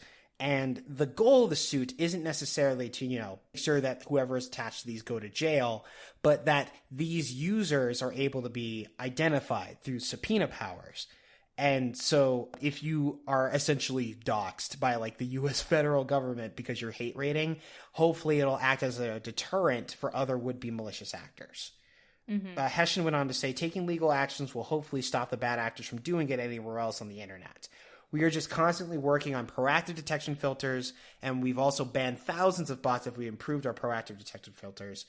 And we will constantly be changing and tweaking as we see these bad actors are highly motivated and innovative in trying to get around the filters. We did get one quote that gives us a little bit of hope, which says that anyone experiencing any harassment or hate on our services is one too many, and we need to do a better job at communicating that. So it looks like that the Twitch team is actually working on things. And while that seems to be what they've been saying the whole time, this shows that it's a little more than lip service. How effective it'll be over the long term, time will only tell. But hopefully that these tools and whatever suite that they put together over time may be more effective at dealing with like hate raids so that small streamers can, just play games with their communities. But hopefully may actually lead to new innovations in like cybersecurity as a whole in like a consumer space. But who knows? We'll get there when we get there. That would be neat. I'm down for that. I'm kind of excited, personally, from the mod perspective. The thing that I would really like to see them do, and I don't know anything about technology, so I don't know how they would even do this, but I would like to see them implement tech that would basically, if we ban a word, it would also ban all variations of that word. Like all alphanumeric variations, every single one, because like there are definitely people who are using, like, you know, the Cyrillic alphabet or whatever to get around word banning, you know? Like, that one guy I saw, I think we both saw on, like, Twitter and TikTok, made a thing that listed out every single possible variation in every single alphabet available on Twitch for one word, and it was over, like, it ran for like 72 hours just trying to get rid of one word. Jeez. And there is a maximum, like, ban limit of, like, how many words you can add in a certain time. So it would have had to run for like 4 days or something to get all of that one word variation out of your chat, which is wild. Yeah, that's intense. So if you could add a word to the ban list, and Twitch automatically generated every variation of that word for you and banned them for you, that would be sweet. Then I would be like, okay, yeah, no, they, like, everything is good now. That's... I'm not sure if I'd call that difficult, but it's definitely labor intensive. It's labor intensive for, like, to expect a regular person to do it. True. Like, this dude wrote the code to generate all of those variations. Yeah. Like, Twitch is a giant company. They could absolutely have code written to do that, you know? Right. By a person at their giant corporation, you know? Yeah. Yeah. We're like, I'm sure that dude would sell it to them, you know? Oh, that reminds me. Brian's not here, but I feel like we should say it anyways. Oh, yeah. There are people who speak for Amazon and people who don't. We don't speak for Amazon. We don't know shit about their shit. True. But that's it. That's the skinny on that. We don't know anything about Amazon, and we don't want them to... We don't want to get in trouble. Yeah. But, like... We know that they are very Hey, that's an powerful. idea. Please, Daddy Bezos, do not nuke us. Don't nuke us, but also, like, maybe buy that code from that dude so that you don't have to spend... Like, you can spend, like, $20, I'm sure, and he'll sell it to you. Okay, hold on. I know we don't speak for Amazon. I just want to do this one thing. Yeah, go ahead. So, like, fucking Hard Times posted an article where it's just like Jeff Bezos sees nothing wrong with funding 2 different series where Superman is painted as the bad guy. Oh my god, what?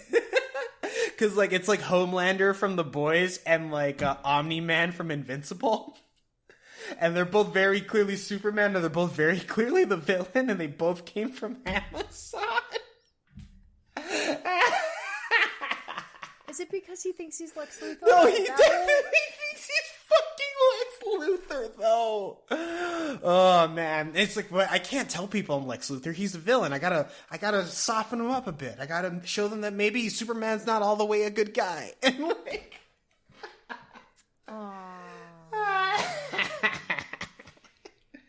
Oh, God, I love Hard Times. They're so good. Bezos, I do want to let you know, while we're speaking directly to you, through the magic that is the internet, you're not going to be president. Like, Lex Luthor was able to be president one time, you will not be able to be president. Oh, man. No, hold on. Wasn't that actually a Lex Luthor quote where it's just like, president? Do you know how much power I would lose if I became president? Right? Yeah! Oh, no. Okay, no, we gotta leave this alone. Tegan, what's the next story? So in other newspaper news, Bloomberg's a fucking liar. So says Nintendo. Okay. Sorry, that was the best way to phrase it. That was absolutely the best way to phrase it. I'm gonna stand by that. Hell yeah. So, you know, Nintendo announced the Switch OLED model. Woo! It's coming out this month. Woo! True. On September 27th, which is earlier this week as of recording time, Bloomberg reported that developers at least 11 game companies have been working on games using a 4K Nintendo Switch kit, big and small studios, the whole thing. And Bloomberg has been running rumors of a 4K model for the Switch since at least May of this year. And supposedly, according to Bloomberg, Nintendo had to change the design due to component shortages stemming from COVID-19, from the COVID-19 pandemic, chip shortage stuff, but only after they'd handed out these 4K kits to developers. And Nintendo originally responded to the article, essentially directly to Bloomberg, and said, this information is inaccurate, and then didn't say anything else. And that's because they were waiting 2 days. Because on September 29th, via Twitter, Nintendo came out and said that the publication is falsely claiming that the company is providing developers with tools to make 4K Switch games, and that they have no plans for any new model other than the Nintendo Switch OLED, which is launching on October 8th. God, I'm never deleting Twitter. Like, that's it. They were just like, shut the fuck up, you're wrong. And then they're like, no, seriously, shut the fuck up, you're wrong. We have the receipts, Bloomberg. We know what we're fucking making. Oh, God. Shut up. That's so good. And, like, Bloomberg's been wrong about a ton of shit. Yeah. Like, they're supposed... Like, I swear to God, at one point, Bloomberg was, like, the official, like, if you wanted news on, like, company stuff, like, you went to Bloomberg. And now it's just, like, a big old joke. They're just a big old rumor mill at this point. The journalistic integrity has gone way down. They were talking about the... like 2 Nintendo Switch models, which one like obviously became the OEL. No, it was like when the Switch Lite was coming out, they were saying that that they were working on a Switch Lite and a more powerful model that was possibly going to be 4K. And then we got the Switch Lite, no Switch Pro. And then they announced Switch OLED, and they're like, no, but hold on, there's definitely 4K kits out there. And then Nintendo decides today, is like, hey, you don't know what you're talking about. Nintendo's like, actually... Like, no, there have never been 4K kits. Stop telling people there are 4K kits. It's not a thing. Like, we know what we're passing out to developers. Shut the hell your mouth. True. Oh, man. I wonder what the source is that they've been, like, milking for so long. Because, like, that's been... A more powerful Switch is something that Bloomberg has been talking about for, like, literal years. Yeah. Since, like, 2019, I think. It's been bad. Like, I don't know. Whoever their source is, though, I bet it's somebody who's like, no, trust me, my uncle works at Nintendo. You know? Like, it's got that energy 100%. Yeah. I don't want to dunk completely on Bloomberg because Schreier is still there, and I do trust Schreier, but Schreier has never talked about a more powerful Switch. Right. He's never remotely brought it up. But, like, Bloomberg has definitely been writing this particular, like, story for some time, and, like, now it's kind of embarrassing. Stop writing that story. Yeah. Like, honestly, if you're pissing off a company to the point where they have to call you out and say, stop it, like, literally, we will send you a cease and desist, shut the hell up, stop trying to tell people, because then they're mad.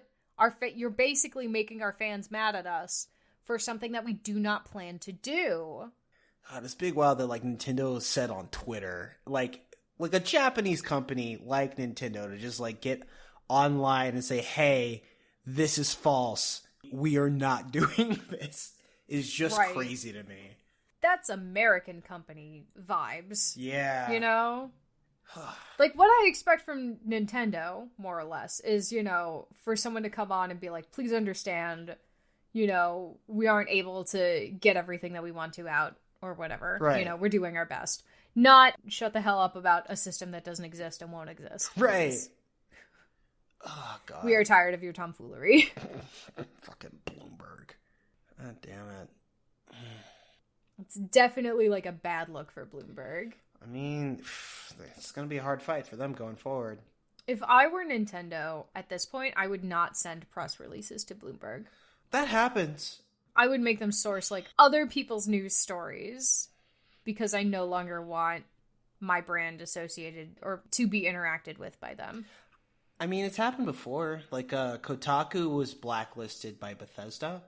Mm-hmm. So, like, they don't get any of the Bethesda stuff anymore. Mm-hmm. And I think... am I remembering this wrong? I feel like... Hold on. I'm going to look up before I say it, because I don't want to say it. Yeah, okay. Yeah, Deathloop was published by Bethesda. I know they didn't... Mm-hmm. I knew they weren't the devs. Like, that didn't make sense. But they were published by Bethesda. And, like, Kotaku, like, didn't get it.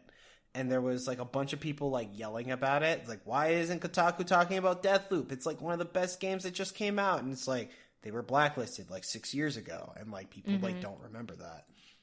Right. Oh, man. I wonder if they'll ever get back into Bethesda's good graces. Like, now that Bethesda is owned by Microsoft. I think Kotaku could break bread with, like, Microsoft. And, like, Microsoft could, like, convince them to deal. Mm-hmm.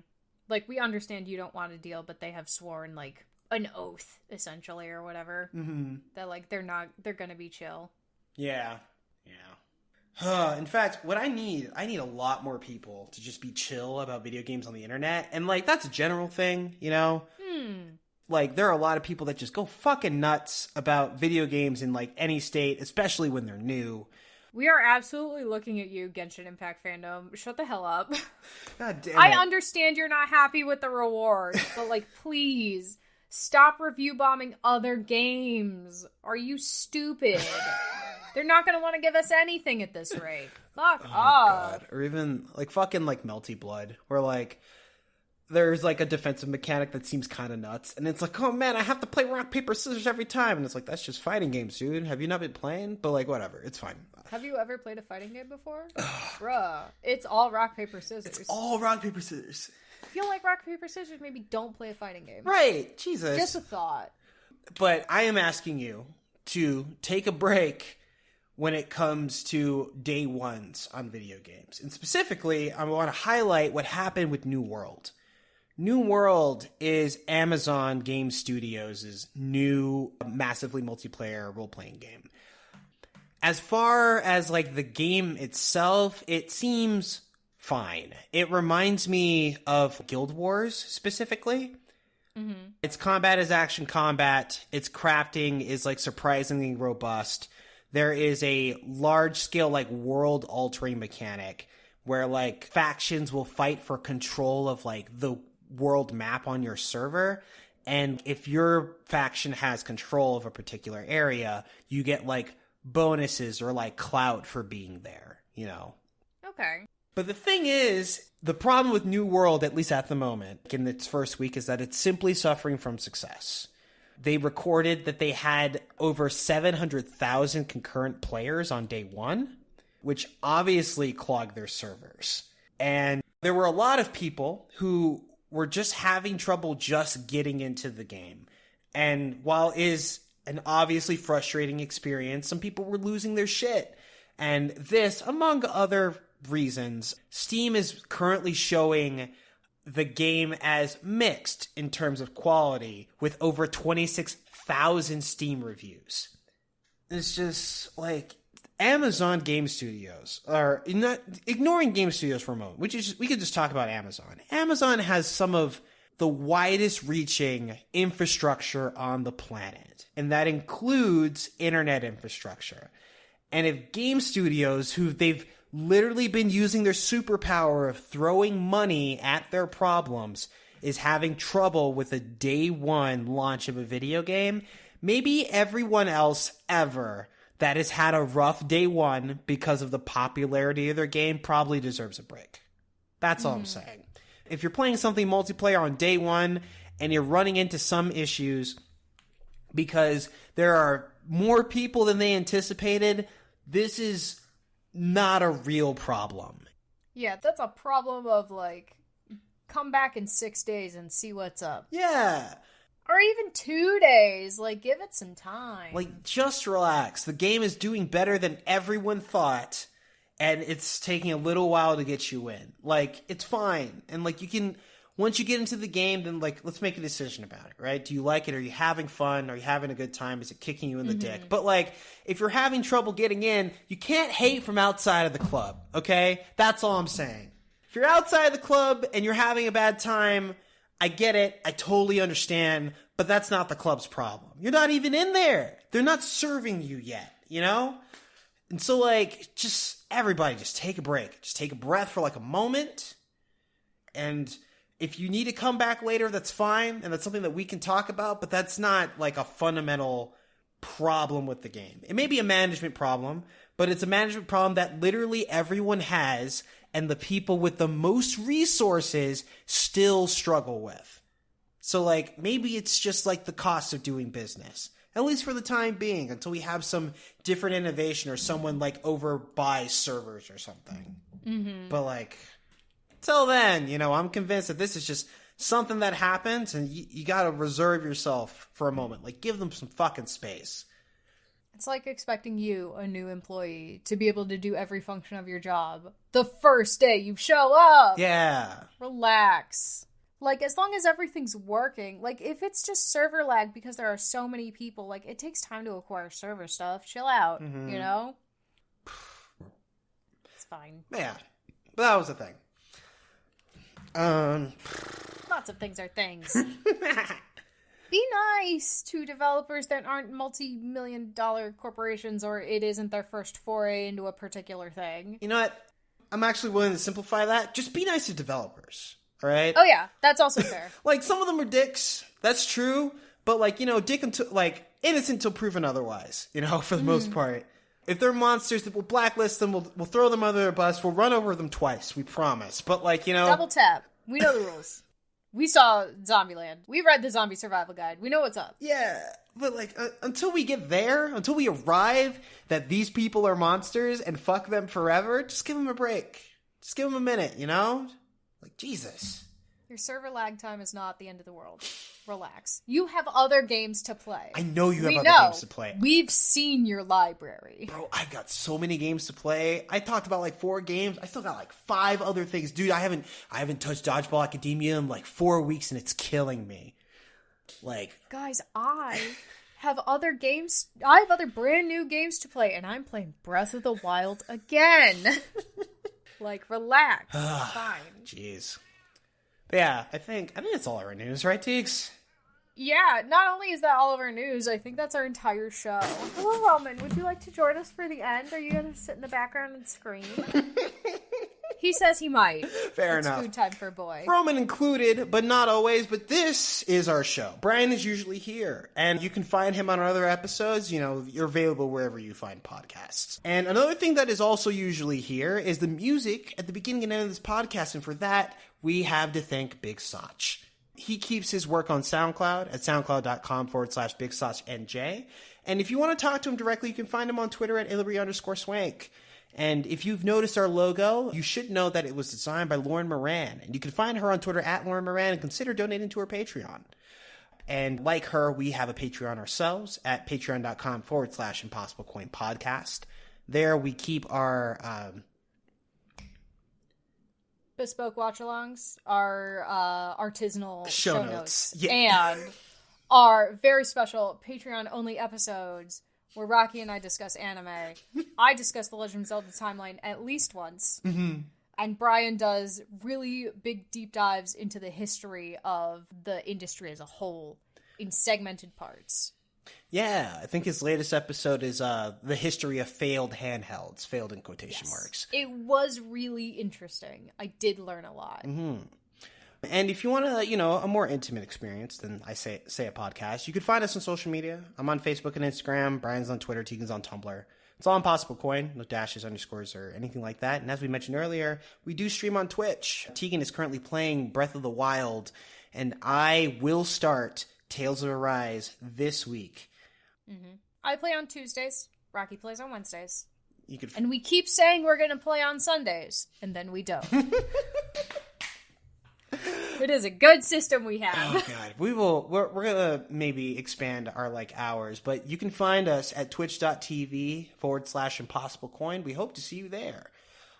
But that's us. That's the show. Normally Brian would say peace here, I think. Yeah, and then I say bye. And then I say later. It's official. You suck.